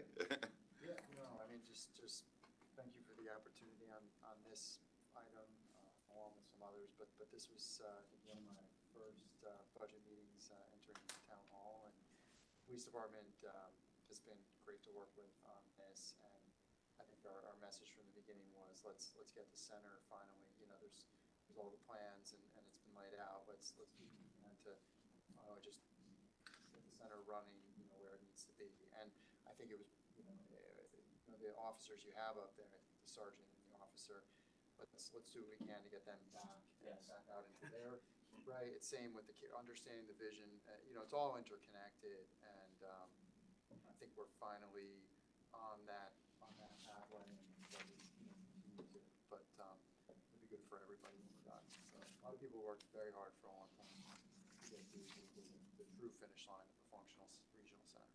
And I'll echo First Selectman's statement that you've been instrumental in making sure that we're putting the proper staffing in there and working with us during the budget process to kind of get the wish list fulfilled. It was very fulfilling to see at one of those meetings a smile on your face when we came to the conclusions. So, okay, should we move on to? That's it. Yeah. Oh, okay. Yeah. We're good. Thank you. Thank you. Wow, we're early. So we'll recess until, I guess, we were planning on recessing at 1. I don't know if we want to move it up, or are you tied up till 2, or we just start up at 2? We could start, 1:30? Okay, we'll try to get, Fire here? hopefully we'll try to get fire here at 1:30. Okay. So recess. All right, thank you. Thank you so much.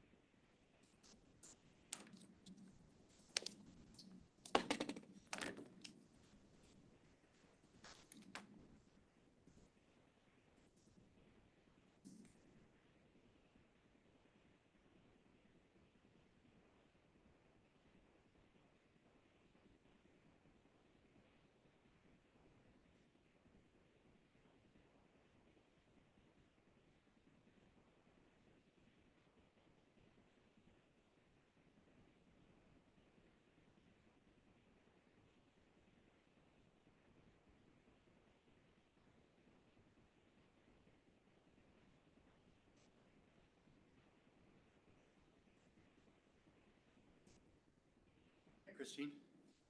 Hi, Chief. How are you? Doing well, how are you? Good, thanks. How are you making out today?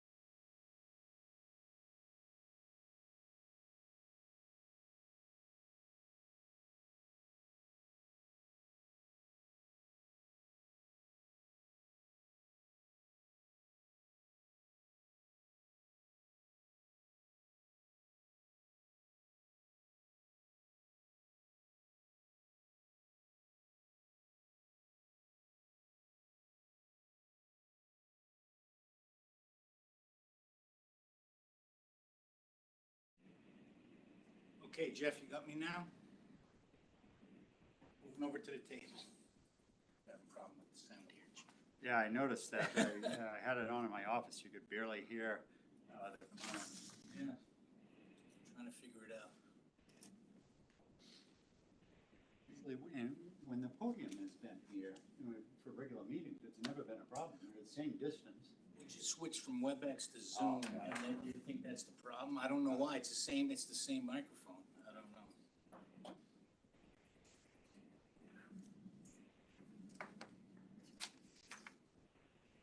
Checking on the left street.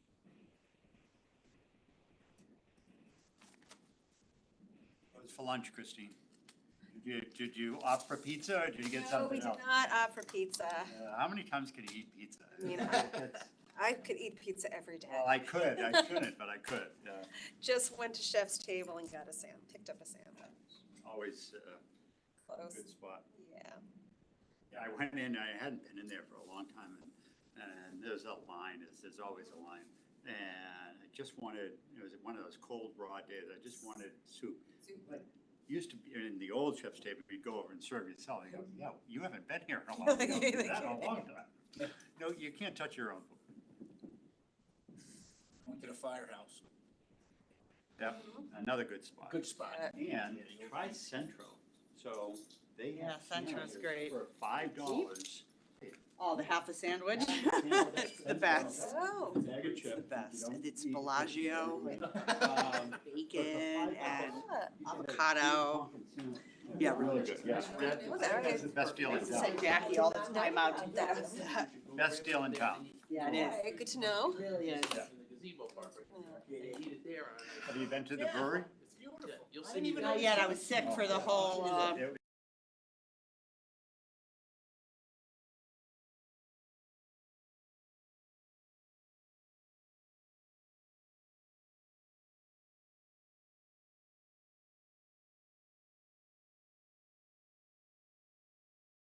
jam-packed. Good.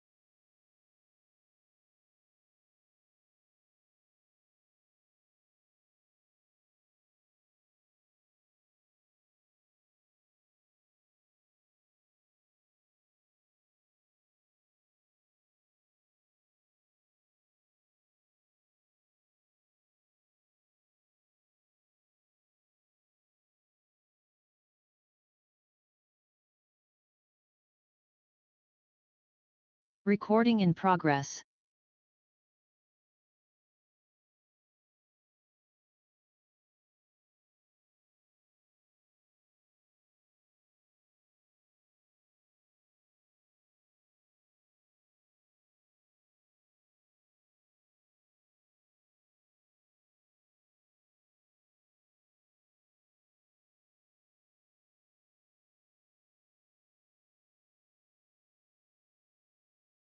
We can reconvene.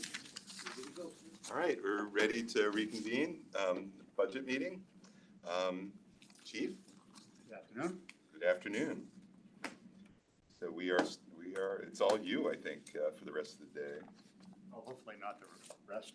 I'm here as long as you want me, but you want me that long. All right, So can I give a brief overview? absolutely. Fire department budget. The fire department budget represents an investment in public safety and protection of quality of life in the town of Fairfield.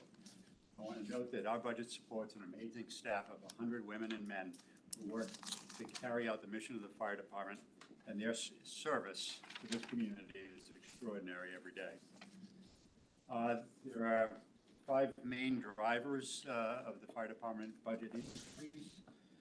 First is the settlement of the collective bargaining agreement resulted in significant increase in salaries and increased staffing by 4 firefighters in our minimum manpower. That manpower will change from 23 on duty on each shift to 24 on duty. The budget represents the addition, this budget represents the addition of 8 lieutenant positions by promotion with no additional headcount. These officers will supervise our ladder and rescue companies. There is additional funding requested for apparatus maintenance. There's additional funding for training. And in our capital budget, there's 2 significant increases over last year. Is for a staff car and for turnout gear. Let me just review the significant challenges and headwinds for the department. There is, as we all recognize, significant increase in the number of mid-rise residential housing units, which place a tremendous demand on manpower on each response to those locations. Because of their size and complexity, units are there for longer. They're engaged for longer. It means they're not available to respond to other calls for service at that time. There's been a steady increase in calls for service, especially for EMS. So we are at about 10,000 calls for service a year, and EMS represents 66% of that. We've seen increases in calls for help at assisted living facilities. The response to large events at the universities, and especially at off-campus events, as you're well aware, the challenges that presents for the fire and police departments. Simultaneous calls for service. As we get busier, there are simultaneous calls for service, which means that at any given time, 2 or more units are responding to 2 or more incidents around town, stretching our capacity for the 7 units that we have on the road at any given time.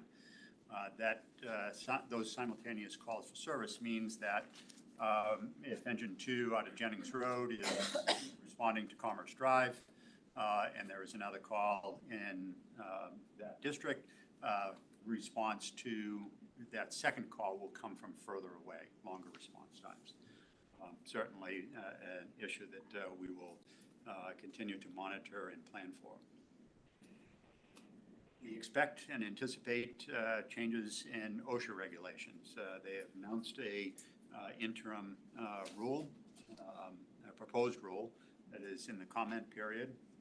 And if the majority of the items proposed by OSHA come to bear, that will require the fire department to respond to changes in policies, practices, procedures, SOPs, in order to comply with that. It should be noted that OSHA hasn't changed their standard for firefighters in over 30 years. And this is their, as it's been described, this is their one bite at the apple. So they are going to push hard for significant changes in safety standards, and with a specific focus on fire departments. We've seen increased calls for service and assistance from medically fragile in our aging populations, and we do everything we can to support those populations to make sure that they can maintain independent living. The onboarding requirements, as I noted, we have new employees and new promotions anticipated. With that brings the onboarding requirements for those new employees that doesn't end at the 15 weeks at the end of certification at the fire academy, but continued training both here and at state schools for additional certification, which for a firefighter can extend out 5 years. Training for new officers is also an important consideration to make sure that we're maintaining the skill level appropriate for the positions that our personnel are filling. Again, one of the requirements in the OSHA standard specifically focuses on training specific to the roles individuals play, as well as the emergencies that we respond to. So we'll spend time focusing on that in the next year. Increased flooding and weather events impacts the department operations, emergency level staffing, and again, an important part of our response to living in a coastal community. You'll notice changes, increases in the apparatus maintenance budget. All of the systems that now are part and parcel to our fleet have a technology component, making it more difficult, more involved, those repairs more specialized. So we're looking at ways to adjust to the new reality of computer-driven fire apparatus. Inflation and escalation in the cost of parts and service for apparatus maintenance has been extraordinary over the past several years. We saw it in all of our costs, but most significantly in apparatus, the cost of new apparatus, cost of maintaining, and the cost of parts and services. And there's been delays in acquiring parts and equipment, which means that now it takes 2 years from the time we order a fire apparatus to the time it's delivered. When parts are ordered for repairs or maintenance, vehicle is typically out of service, and waiting months to get that back means that apparatus is not in service for big gaps of time. And as you know, we maintain a reserve fleet specifically to address that need for keeping, while units are out for service or repair, having fleet capability in our reserve of spare equipment.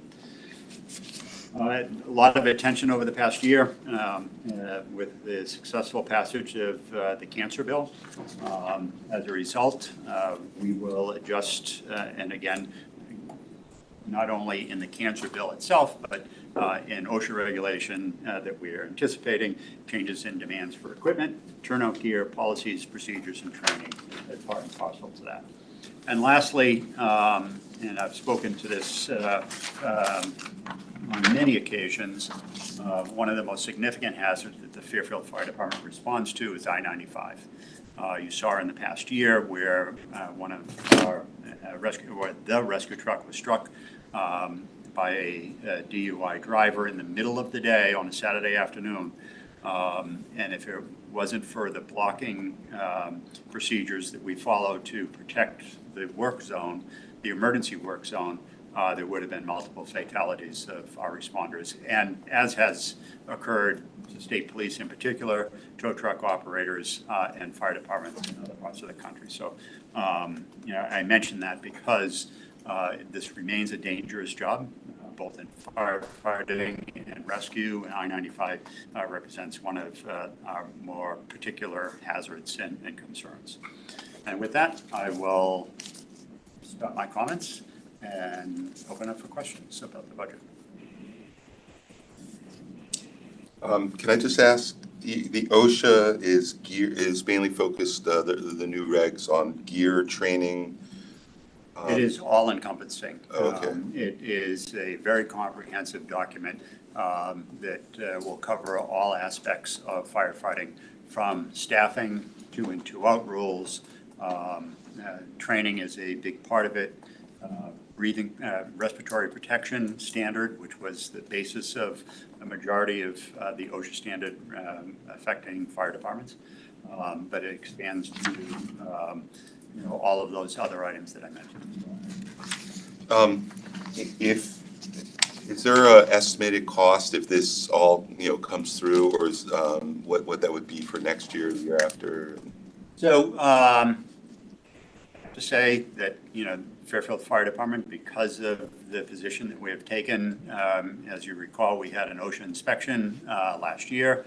And the comment from the investigator, and this was a voluntary compliance visit we invited them in to review all our records. Their comment was, and correct me if I'm wrong, in 29 years that I've been doing inspections of fire departments, this is the best review that I've ever conducted. People like Skylar Sherwood and the deputy chief and others have worked hard to make sure that we are in full compliance for all of the standards. So we have done a lot, and we continue, see investments in turnout gear in our capital budget. To make sure that we have 2 sets of gear for every firefighter, that they don't age out after 10 years, which is the lifespan of a piece of turnout gear. We have done a lot. I expect that we will have to do more in training, and that is where we'll probably see the biggest impact in our budget demands over time. But the year, we've sort of, this year, are we sort of transitioning completely to the new sort of PFAS? Yeah. It doesn't exist yet. Oh, it doesn't exist yet. There are some prototypes out of PFAS-free turnout gear, and they have not, been fully vetted. We continue to buy traditional turnout gear. Our goal was to make sure that every firefighter has 2 sets of gear, so one can be, part of the bigger hazard for turnout gear is wearing dirty gear that is infused with products of combustion that you reabsorb every time you put that gear on as it off gases. So having the 2 sets of gear allows for a more regular cleaning of that to make sure that there's a dry set ready to go. Christine? Just to follow up about the washing machine. Does Fire Station 3 not have one? Do the other stations currently have a washing machine? We have one at Station 2, at Station 1, the fire school, and we're proposing one additional. And ultimately, we'll have them at each of the stations. So right now, the gear is just getting, if it needs to be, it just goes to one of those other stations to be cleaned and then back. And the reason why the additional units is to have the turnaround time from the time it gets contaminated to the time it gets back. Got it. So, so obviously it jumps out at you, right? The 18% increase. So, Frank, maybe you're better suited to answer this. So, how much of the arbitration awards is reflected in that 18, and how much? What is the percentage? Probably the best way to look at it. Sorry, I'm just pulling up a page here. So one thing that I'll draw to everybody's attention is if you go to page 6, the beginning of the book, there's a budget driver section. I'm looking at the middle of the page for FY25. There's a salary and wages number there. That's 58.6 million, and there's a reserve for unsettled contracts, so that's 647,000. You'll see we're going from 1.7 to 647,000. That's predominantly due to the fact that the fire department contract was settled, and now we have a current contract, so there's no longer need to hold that in reserve. So while you'll see an 18% increase in the department budget itself, as we've said, that's not all due to, that's mostly due to the contractual settlement. So 176,000 of that increase is related to the 8 firefighter promotions. 176,000? Yes, 176, so about 20,000 piece. And then the remainder you could consider as contractual. And I included as part of the narrative a write-up of some of the big pieces of the arbitration award required us to, yeah, so I can go over those if anybody. What has any about the questions. training? I saw there's a huge jump in that. So if you've got 176 for fire promotions, and as part of the 18, the training increase is up 206%. You're talking about Training. just at the Right. bottom of their budget. Right, went from 37.5 to 115. So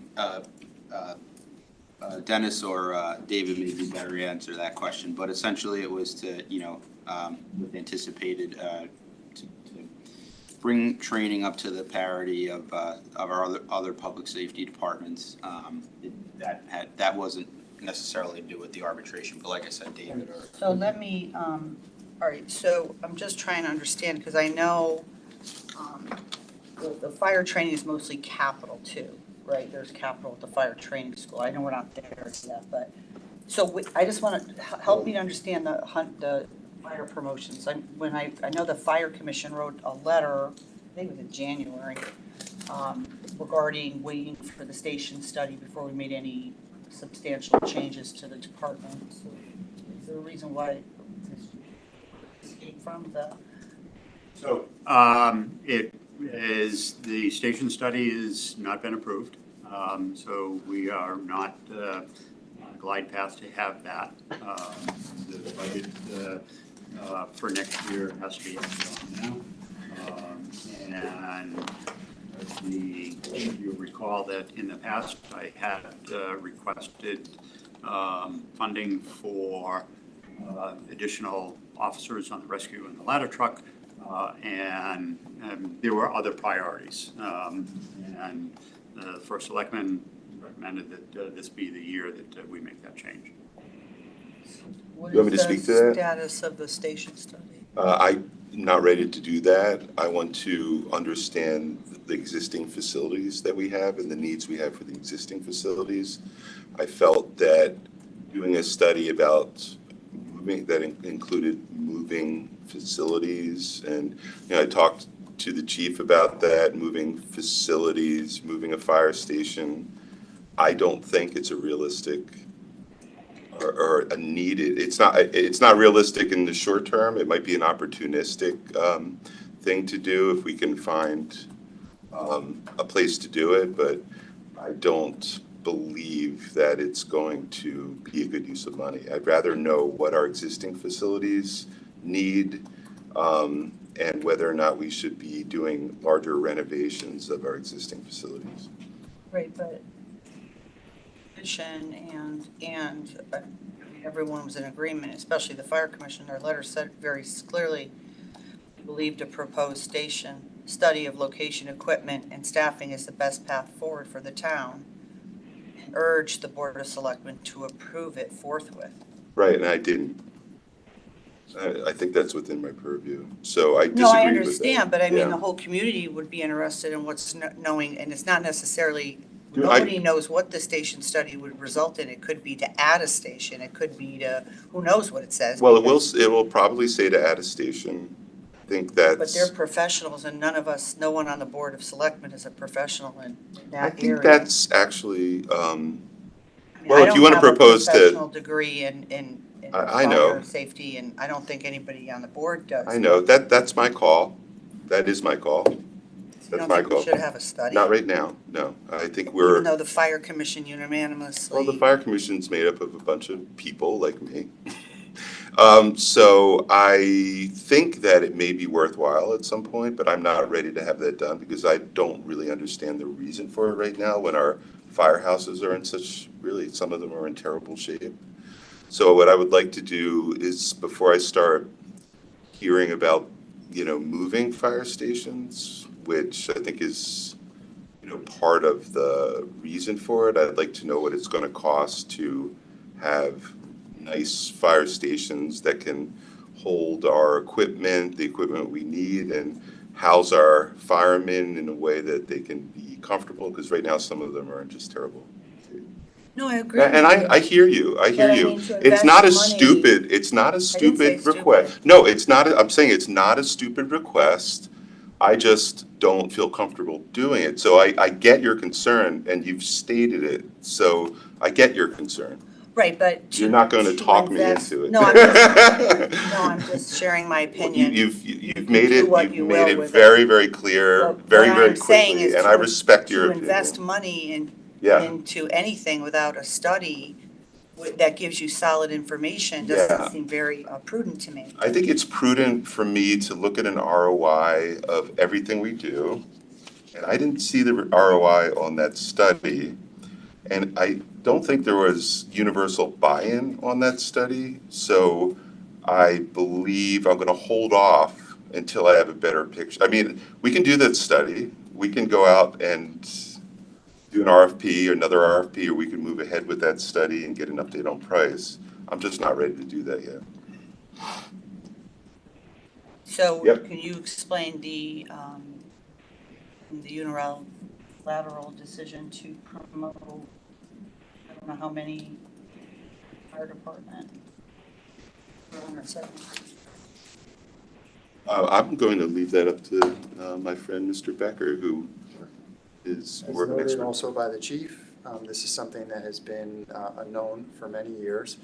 When you talk about an ROI and an investment, through $76,000, you now put officer, all shifts, both the ladder and the rescue, which is our largest, most expensive, most complex, and the units that go to any of the calls within significance. You either get one, or oftentimes the larger calls, you get both. So from an ROI perspective, it's adding an officer, and oftentimes two, to most fire scenes.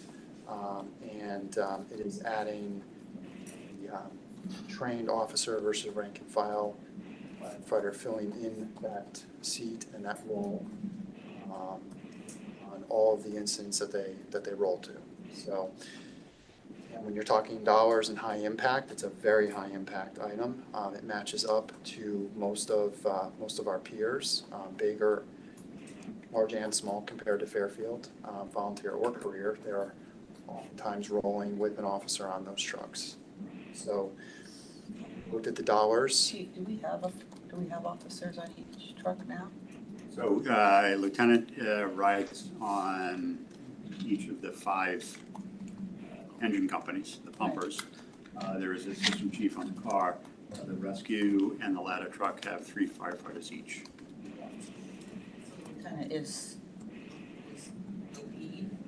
So the lieutenant, so right now the company responds with an engine company to multi-unit responses and of significance. It doesn't mean that they don't respond by themselves to lower level calls, but they respond and currently are under the supervision of the lieutenant or the assistant chief when they arrive at the scene, because there will be an assistant chief and a lieutenant on their engine when the rescue or ladder truck arrives. That's what we do now. Correct. How does this change it? So so the rescue truck out of Reef Road, the ladder truck out of Station 2 on Jennings Road will now be staffed, or would be staffed, with a lieutenant and 2 firefighters. So there's no increase in headcount. It converts one of the positions to an officer position.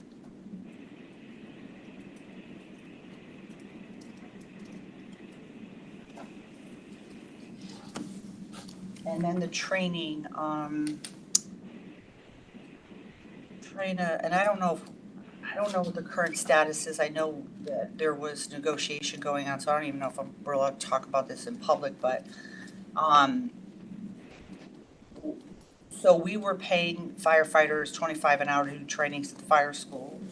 The town runs the school. Oh, do you want to do that at the fire training center section? Oh, okay, Yeah. sure, okay, that's great. Any questions? So these staffing changes is really, from what I'm hearing, is just to increase safety for our firefighters and our residents for these calls. It gives supervision. So, as I mentioned, I-95, ladder truck and the rescue truck respond there. I cannot always guarantee that they will be there after the arrival of an officer, so they could arrive there prior to the arrival of an officer. So it provides a level of supervision at those or not even low, that they're high frequency, high risk events. When think of the ladder truck, they're responding to emergency scenes and will be detailed into the building as a company. They could be detailed to the roof of the building to vent, as we did at Kingsway Motor Fire on Kings Highway. They will be operating up there or in those environments without supervision. And very hazardous operations, so it provides a level of supervision that is in line with the risks that we are sending our firefighters to. I think that as we're talking about mid-level buildings, and it seems that the dangers potentially can be increasing as our town continues to develop. So making the investment now seems forward-thinking.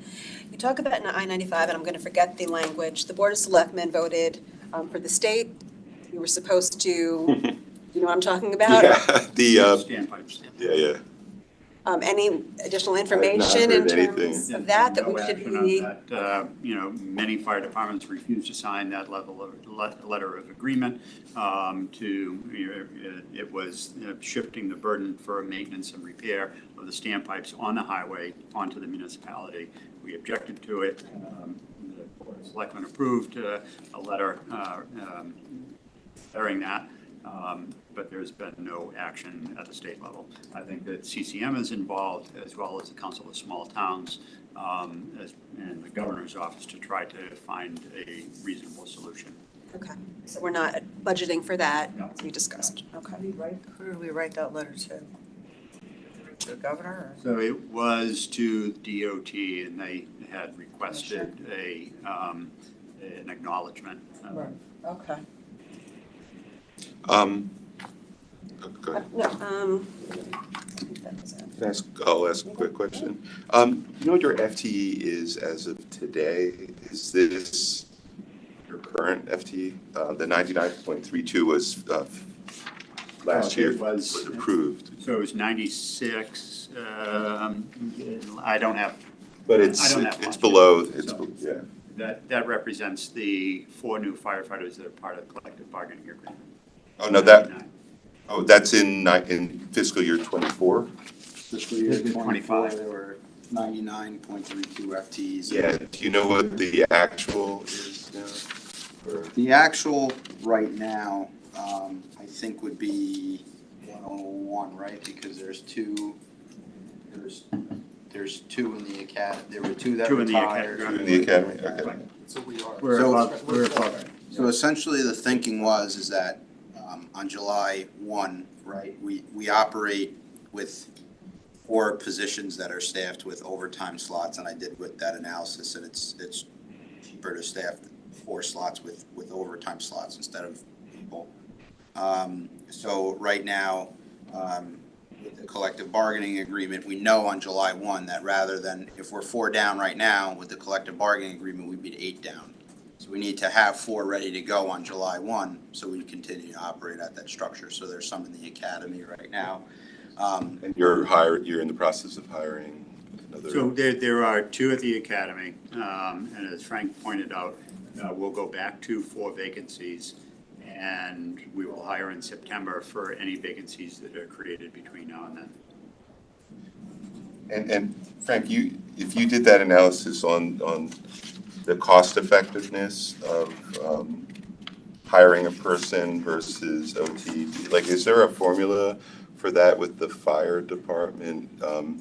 If looking at the OT, all the OT lines on the first page of the fire budget, is there a trade-off that like a formula for hiring, a new person, what that would save in OT, or does it not work that way? Yeah, so so for the overtime's a little bit tricky because, for example, this year, a firefighter that comes in at step 1 is gonna get step increases for the first 4 years of the life of the contract. So the impacts of overtime are not they're different every year because you have you're Right. paying people at a higher rate. So when I did the analysis for this, I said, well, how much would it, right now, how much would it cost to hire 4 firefighters? Training academy costs, their vacation time, and then I compared that to how much I would expect. I did a weighted average rate for the overtime for across all our firefighters, and I compared the cost of that, and that's how I did that analysis. For what's in the budget, it's a little bit different because rate's not the only factor that affects these budget numbers, it's also utilization. So we've seen an increase in sick leave, overtime for sick leave over the years.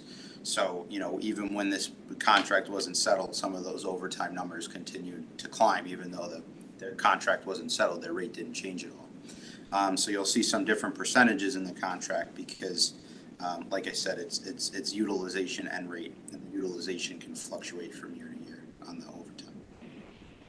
Do you have a sort of rule of thumb of when overtime hits a certain level that you need to bring on one more, or The way that we've approached it, and we did it under the previous administration in anticipation of a retirement, because there is a lag time similar to the police department, yours is even longer. We don't want to be carrying that overtime. So we have hired in excess of our minimum staffing or authorized strength. So if there's a retirement in October or November, gone to the town and finance department and say, can I hire in September? They will graduate in December, and we will be above our authorized strength for a period of time, but we know that they're going to be forced back into the staff. We have several times over the past 8 years gone to the finance department and asked them to evaluate the impact of overtime and the opportunity to staff to 100% of our authorized strength. As firefighters, not just in Fairfield, but in the industry, are looking for a more balanced lifestyle, that, spouses are working, and, overtime is not as big of a consideration. It's a big consideration, and overall compensation, but it becomes difficult to fill some of those positions from time to time.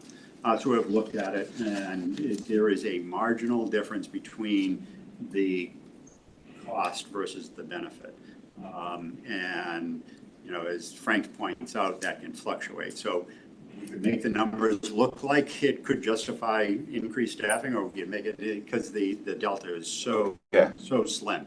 At this point, with the 4 new positions we hired in advance, we filled those slots, so we'll trend back. I think that's something year to year needs to be evaluated. There is no magic formula. Thank you.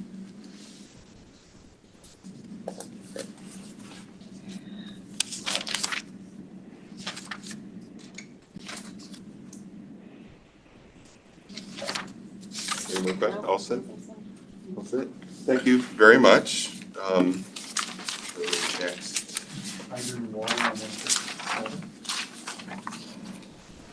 I'll defer to my hydrant and water man, the expert. It's very exciting. So, good afternoon. So, what the hydrant and water charges are for, it's for the rentals of all the hydrants that we have in town, because they're owned by Aquarian Water Company. And so it's for the rentals of the, I think, 1,584, I believe, hydrants, and also all the inch feet of mains that are below the street. So each year that changes because what happens, sometimes the developments and Aquarian put in another hydrant in the area, and it benefits the fire department and the citizens because the easier we can, the closer to find a hydrant, we can get water on the fire faster, big water on the fire for a structure fire. So we do encourage when there is development to install hydrants nearby. And they have an ongoing procedure where they add hydrant mains. So what happens is they'll take an old 4-inch main, which has been there since 1910, and they'll replace it with now a 12-inch main or a 20-inch main. So the delta would be the new size of the new main minus the one that they ripped out.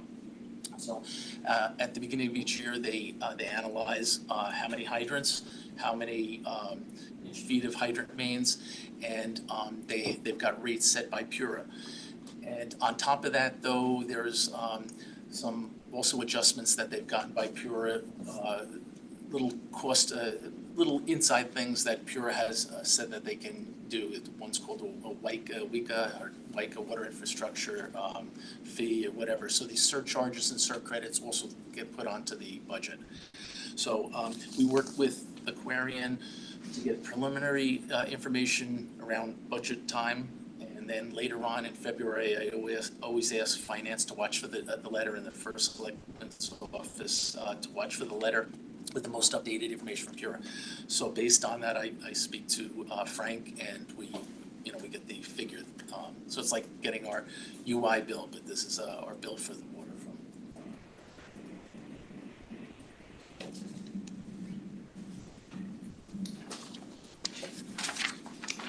In other words, it is what it is. I know, it seems. I hate to say it that way. Forward. We have very little control over it.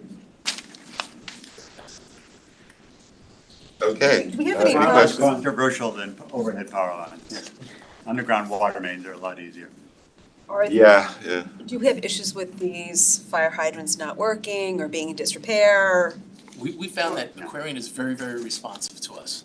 We work in the field with their people in the field.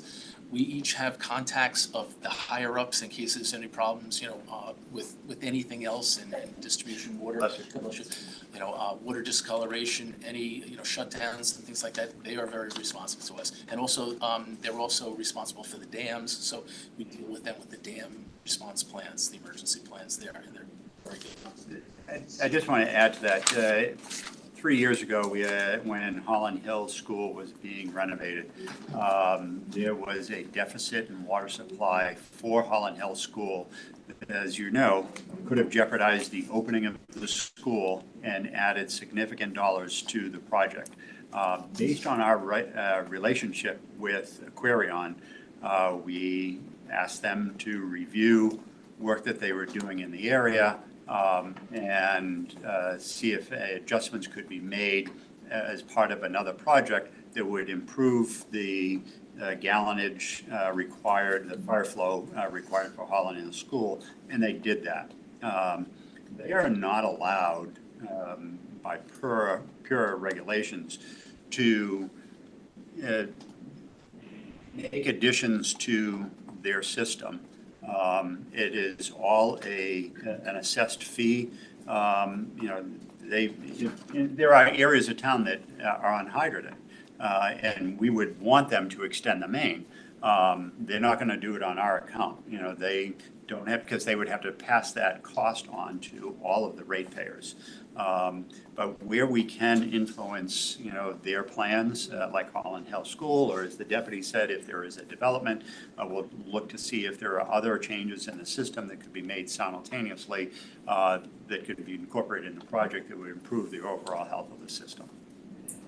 And I'd like to also add, since the chief just reminded me, our ISO, the Insurance Services Organization rating for the town was recently improved. We went from a class 3 to a class 2.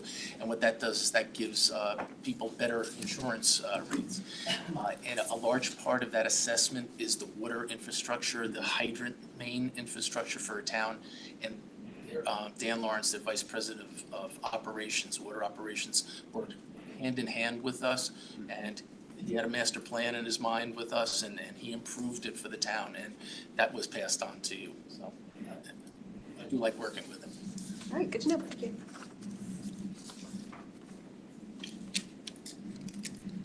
They actually asked you that, your house insurance, how close the fire hydrant. Yes, they do, yeah. We have people calling us up a lot of times asking us, can you tell us where it is, or put on a map and draw a line and.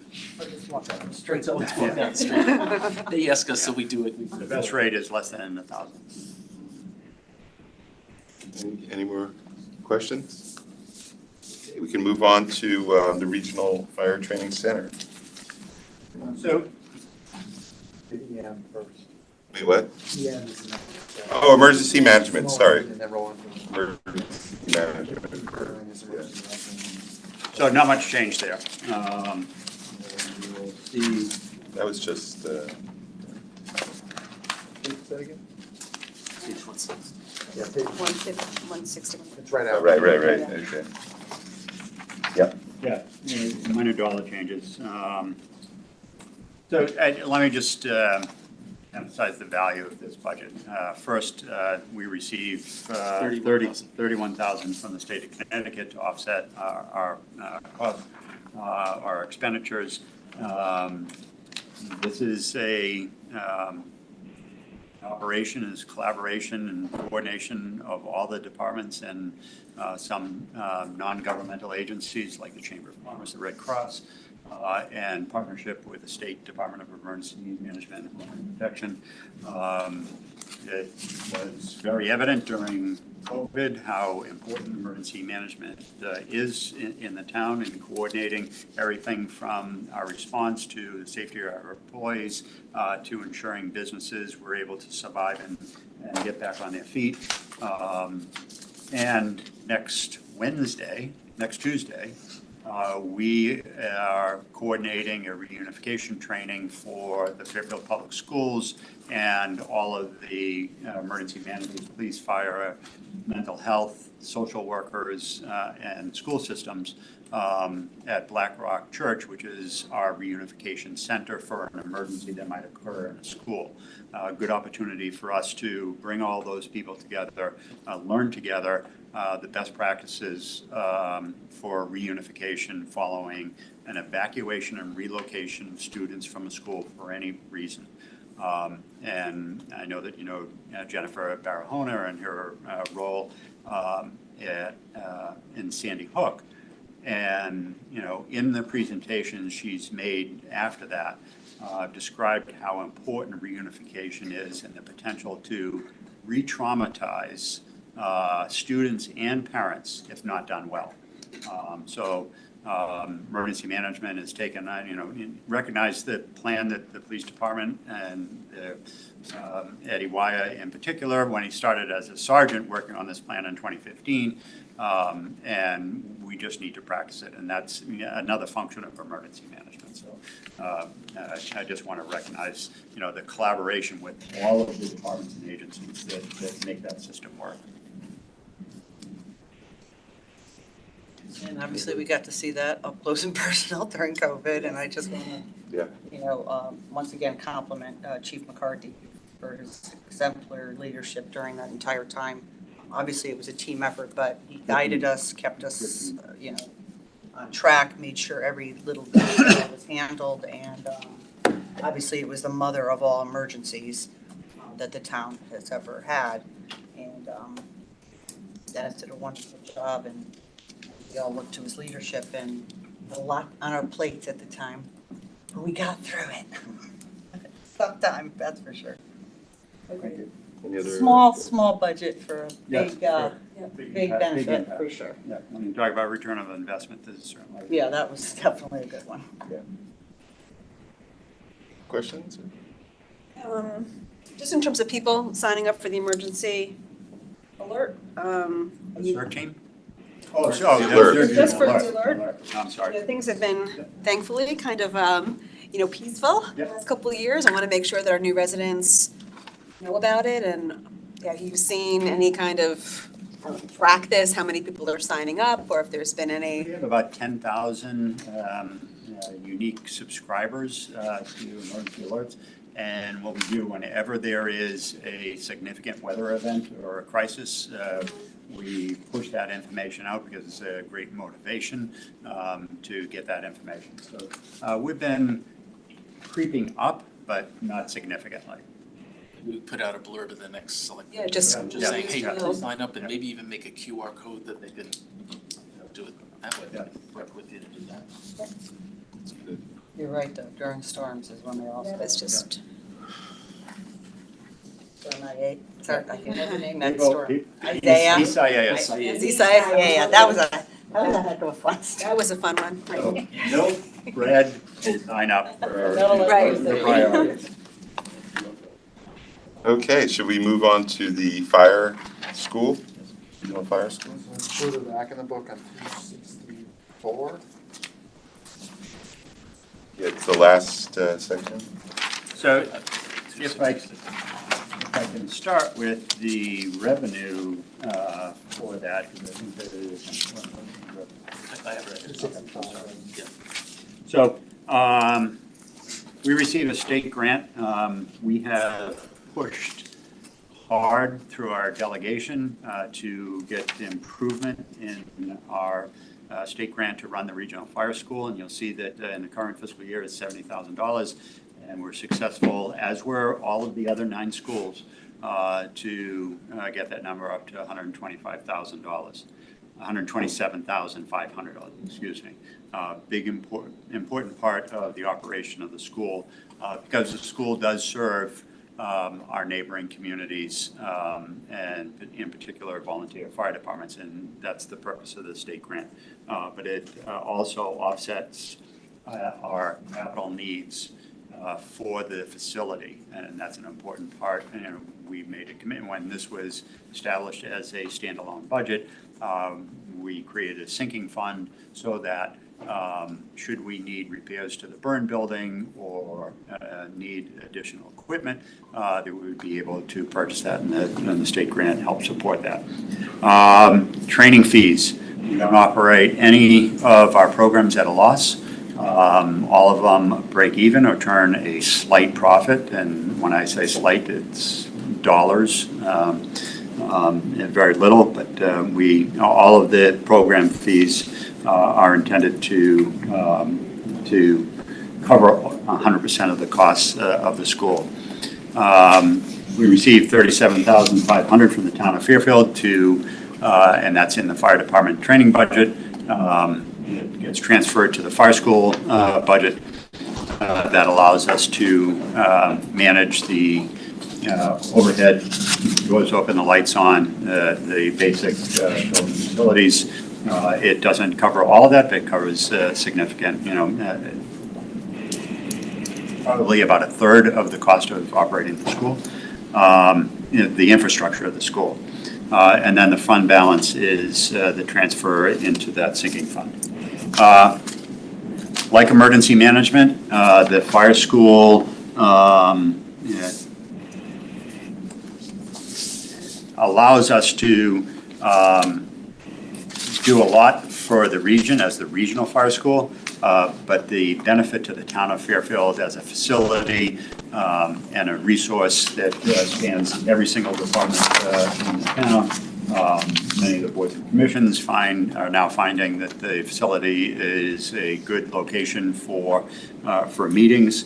PD, DPW, Health Department are probably, in addition to the fire department, the heaviest users of the facility. HR does interviews down there because it's a good location, separate from the traffic in other locations. So this is a real benefit for the town of Fairfield, and we're lucky to have the facility and the state support from the grant to offset some of the costs. Chief, I should know this, but is there a transfer, like allocation for the cost of other people using your facility?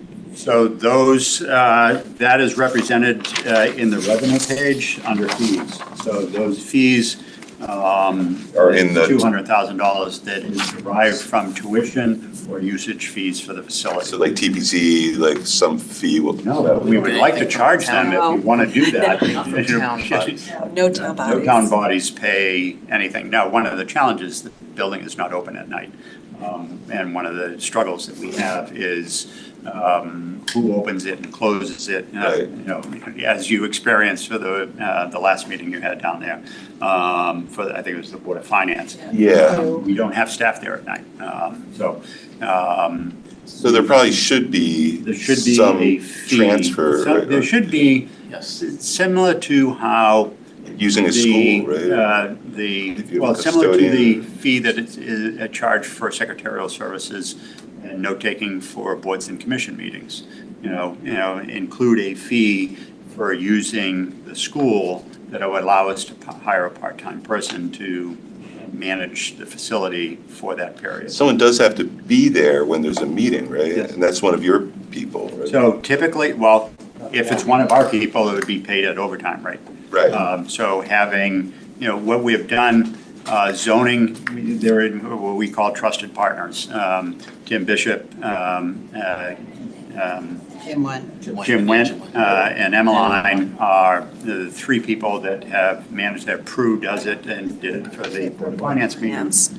So there are some trusted partners that are comfortable with the system, the alarm system, opening the gate, opening the building, closing the building. Okay. But if they're in the building, they're not, the gate's open, and our concern is that other people could come on property that, that trusted partner would never know anything is going on. So Kids looking out the back. So can I just ask, so Chief, the other fire training schools in the state, are they managed the way we do it, or are they nonprofit entities? So the two primary schools are 501c3s. The school in Torrington, it's called the Burrville Regional Fire School, and the Eastern Connecticut State Fire School. They operate as 501c3s. They got a board of directors. They employ staff, and that's how they're set up. The other two fixed facilities, New Haven is run by the New Haven Fire Department, and Stanford run by the Stanford Fire Department. What makes Fairfield unique is that the amount of programming that we provide directly to volunteer fire departments or other fire departments, some of them being volunteer, most of them being volunteer. New Haven and Stanford don't even come close. New Haven, if you want to use the school and your Derby Fire Department, you can go down there. You have to provide all your resources. It's not programming run by the New Haven Fire School. Similar in Stanford, very limited outside engagement. We have, as a standalone budget, we expanded our offerings to make sure that we were creating some revenue to operate the facility. So it makes us very different from the rest of them. So is it because New Haven and Stanford are such large cities that they run their own? The other two, are they smaller? So there's a very large catchment area, the other two. So Burrville up in Torrington, and Eastern up by Willimantic. The Eastern Fire School covers the entire eastern part of the state. They're such small populations. From coast to the state line. Yeah. So they have a very large catchment area and do a great amount of work. They have the highest budget of all of the regional fire schools just because they're providing training to small rural fire departments, and they do a lot of programming. Burrville, I don't know as much about the program offerings, but again, the northwest corner is all volunteer fire departments. You get north of Waterbury, and it's all volunteer, so there is a different model that they use there, and it's different from how we operate. Because I remember I served in the legislature on that, the regional training. Well, Chris Tracy made me join it. And it was just his birthday the other day. So anyway, but there was a lot of, obviously a lot of reps who were very interested in that. I just never remembered, or I just couldn't remember how they operated different on ours. So what is the benefit to having a nonprofit versus a town-owned, or vice versa? The issues that we have at the Regional Fire School are the insurance. So if we hire instructors from other departments, and this has been an issue that Scott Bisson worked on. It goes back to I think our first communication with HR was back 2017 or 18. Like, how do we provide insurance for instructors? If I'm a fire officer from the city of Norwalk coming to teach in Fairfield out at the fire school in a burning building or the burn building, I do that at my own risk. And if I get hurt, it would jeopardize my full-time job in the city of Norwalk. So we saw a lot of those instructors back off from being, they'll teach classroom, but they have backed off from some of the field work. The result was, and the advice that we were given was to hire our personnel at per diem rates similar to the other instructors, and that's created the FLSA issue that we're currently struggling with. So getting back, so the 501c3s can be employers. They can provide insurance coverage. There are systems that they, as a 501c3, can operate. So right now, our fire school is a regional fire school that operates under the auspices of the town of Fairfield through our Munis system. All of our payroll, all of our expenses are run through Munis. And if we were to go to a 501c3, we'd have to create that infrastructure to become an employer and with all of the attendant complications. Someone else would, right? But, I mean, we upped Denise's position in the last budget. Yeah. From part-time to full-time, but I never really had a chance to delve into the nonprofit versus town-owned, because it is a liability. I mean, I thought we were benefiting from it because our people were getting priority training and for a lower cost, not having to pay them their full rate, but getting a lower cost. So that was the benefit of having it in our town, because we were getting first dibs and it was maybe a lower cost too. As instructors, they have really benefited, and it's an opportunity, in young, eager career firefighters that are ambitious will go out and to be an instructor. They have to go a lot of places to do a 2-3 hour class. My first one is in King Street in Danbury when I became an instructor. This is a long haul to teach a firefighter 1 class. So we're able to hire our personnel, teach at our regional fire school. It develops them as instructors and ultimately as officers. So there is a huge benefit for the Fairfield Fire Department to work through these issues to make sure that we maintain that ability. And you also get that extra. And it's in our backyard. Yep. Okay. It's also great having this facility here so that daily, when somebody wants to work on extrication training, they're able to do it during on-duty training. Otherwise, if it was 3 towns up, we couldn't send our fire personnel on duty up there to do it. They come down each day and they're training and all different things. So we're able to constantly use that facility. So, I mean, it's such a benefit for Fairfield. When I was in New York, when I was in New York, the closest academy was about 25 minutes away. So we never could use it. We never would be able to use the burn building. We'd never be able to do a tower training. It was so far away. Yeah, it was so far away because it'd take us another hour to get back. Hour back and forth, right? In traffic, so. Or you'd have to hire the entire shift off to have the entire shift. I mean, other than like a Bridgeport has multiple battalions, you end up having the opportunity here now to go down and rotate an entire shift through an evolution in our backyard. So, I mean, the 37.5 number, even just transferring over is, I mean, it would dwarf that in overtime, trying to manage that, let alone the best outcome. I did want to just, on that, we're touching on it, so it's a good time. I was planning to bring up that the FLSA issue hasn't been fully addressed, and it's not directly reflected within this budget.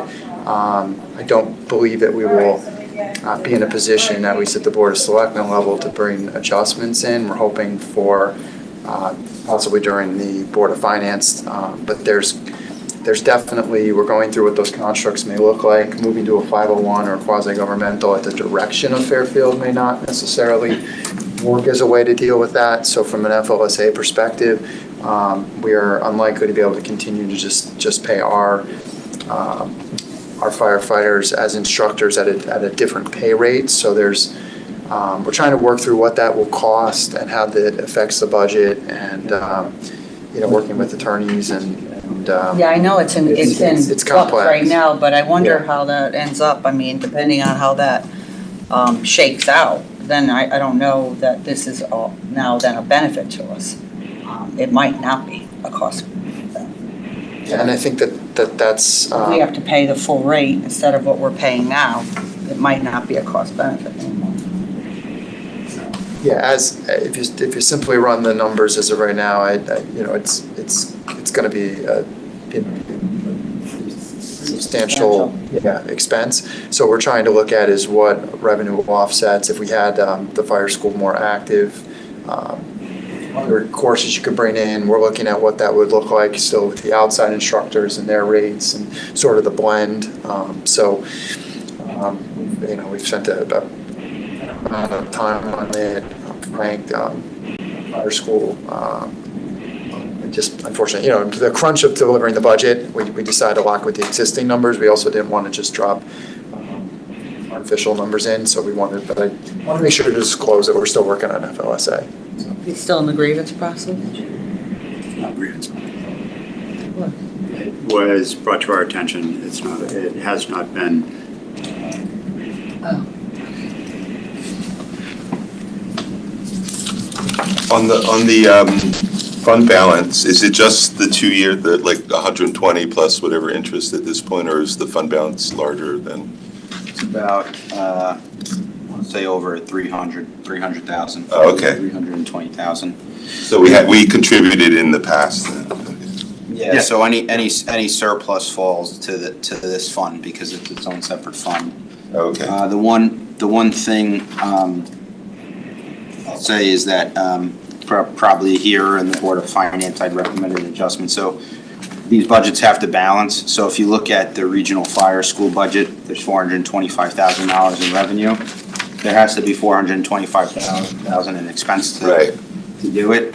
When I was doing this budget, I overlooked that part of that revenue was the use of fund balance. But if you look on page 266, there's like a miscellaneous capital line item that's about $75,000, and that was kind of like the plug to get you to a balanced budget because they didn't have that much of an expense. But actually, I could just lower the contribution from fund balance. So really, you'd only need the difference between the 75,231 and the 60,000. So you only need about 15,000 in fund balance to balance the budget that way. It was just an error.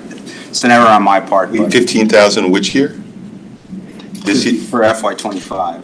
Oh, not 60? Wait, I'm sorry, say it again. Sorry, so basically, there's $60,000 in here as a revenue item for this budget.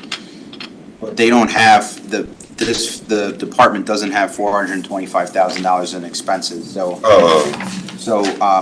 I'm basically gonna adjust, I'm gonna take out the capital plug that I have on page 266, 75,231.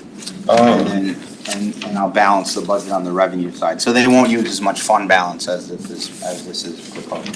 This is proposing they would use 60,000, but they wouldn't actually use that amount. Taking out the whole 75 or part of it? Part of it. Okay. Yeah. All right, I can just add a couple of things. The fire school, when we talk about the benefit, it helps with us to achieve the ISO rating because training is a huge part of the fire department evaluation as part, as the deputy said, water communications. And the fire department training is a big part of the evaluation. So having the regional fire school here is a huge benefit for that. We have been approached by a group that is running girls' camps for fire training, potential careers in public safety.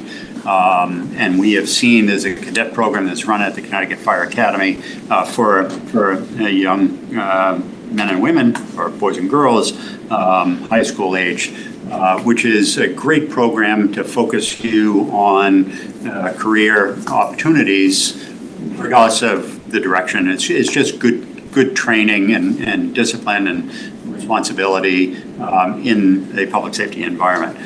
So we've been approached to host it at the Regional Fire School this summer. Again, part of our effort to improve diversity in the fire department, doing it locally with somebody, a group from outside the department that will be delivering, that has success in delivering it elsewhere in the state, will be a great advantage for us and another step towards diversity in the fire department. very proud of that one, that they approached us and they've been working on this for a couple of years to find that right time, because they operate several locations and hopefully Fairfield will be in the summer. That's an exciting possibility. Yep. I like hearing pathways for students to various careers, and it's exciting to think that would be posted here in Fairfield. And as you said, another mechanism of diversifying our workforce. So keep us posted on that. Can I just go back and ask, I know we weren't, when we were on the budget, we said we wait for the training, but why did the training go up so much on page 136? So, you're talking about the fire department budget training, it went up to $77,000. When you recall our discussion with the fire union down at the fire school, the meeting that you and I had. Right.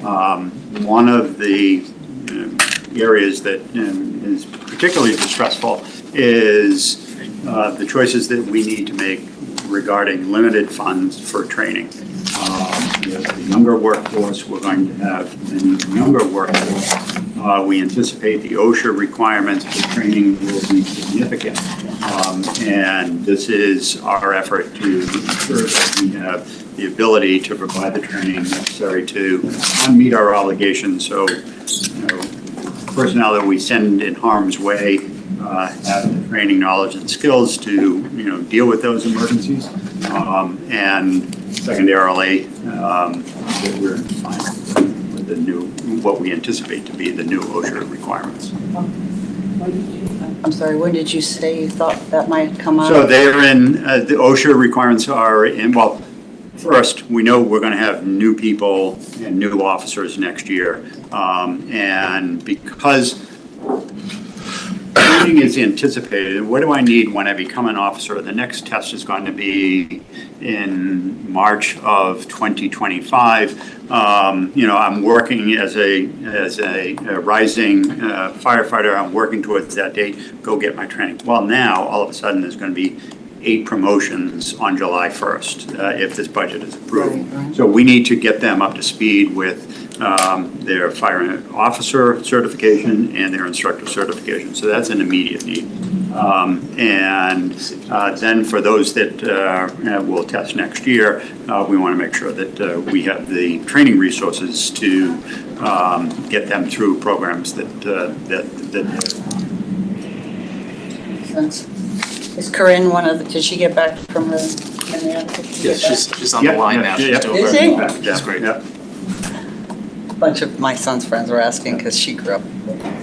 So, In addition to the department. I agree. Let's go back to, since we're back on fire, the ISO ratings, and you mentioned it for the fire training school. The ratings you said impact insurance rates. Did you mean for the fire department or for the whole town? Similar to the community rating service that, Right. that we work with, the hazard mitigation plan that Emmeline Harrigan presented to, I think, the update on the plan. So we're a CRS 8, and that reduces the insurance for the community. The ISO rating is directly translated to your fire insurance premium for every homeowner. I would love So to know. we went from a 3 to a 2. We're in striking distance. There are 2 fire departments in the state of Connecticut that are on ISO 1. Hartford and Milford. And we're in striking distance that our hope is some of these changes in additions to staffing will position us to make a subsequent improvement in our ISO rating in the next cycle, which would be. I know it's unlikely, but is there a sort of estimated dollar value to the taxpayers to residents that you can put on that? So in That'd be a good fact. in the aggregate, it is, Or a percentage. Nobody will give us that number. Yeah. Individually, it's almost imperceptible in your local fire insurance. Right. Your property value goes up and your fire insurance goes up, or the fire insurance segment of your. Yeah, no one's going to disclose that. Yeah, it's. I was just looking we have tried for. a number of times Make a nice And I number think to tell. ISO is reluctant, and insurance companies are reluctant to. Sure. To. They've got magic formulas, yeah. Okay, thank you. Any other questions? Thank you very Thank much. you. I think Thank we you. are, We didn't take all day. no, this has been, I guess I don't make a motion to adjourn. I think we're done. Oh, public comment. Any public comment?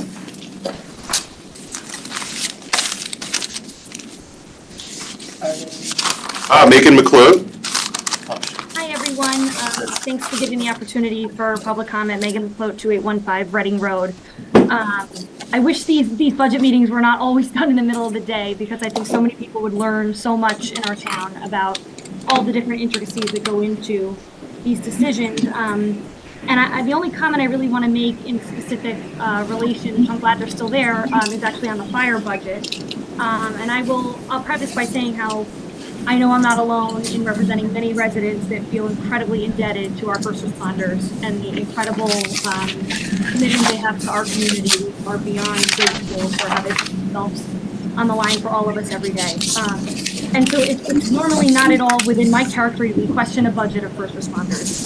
But I do feel, after reviewing and listening to a lot of the discussion, that it's worth noting.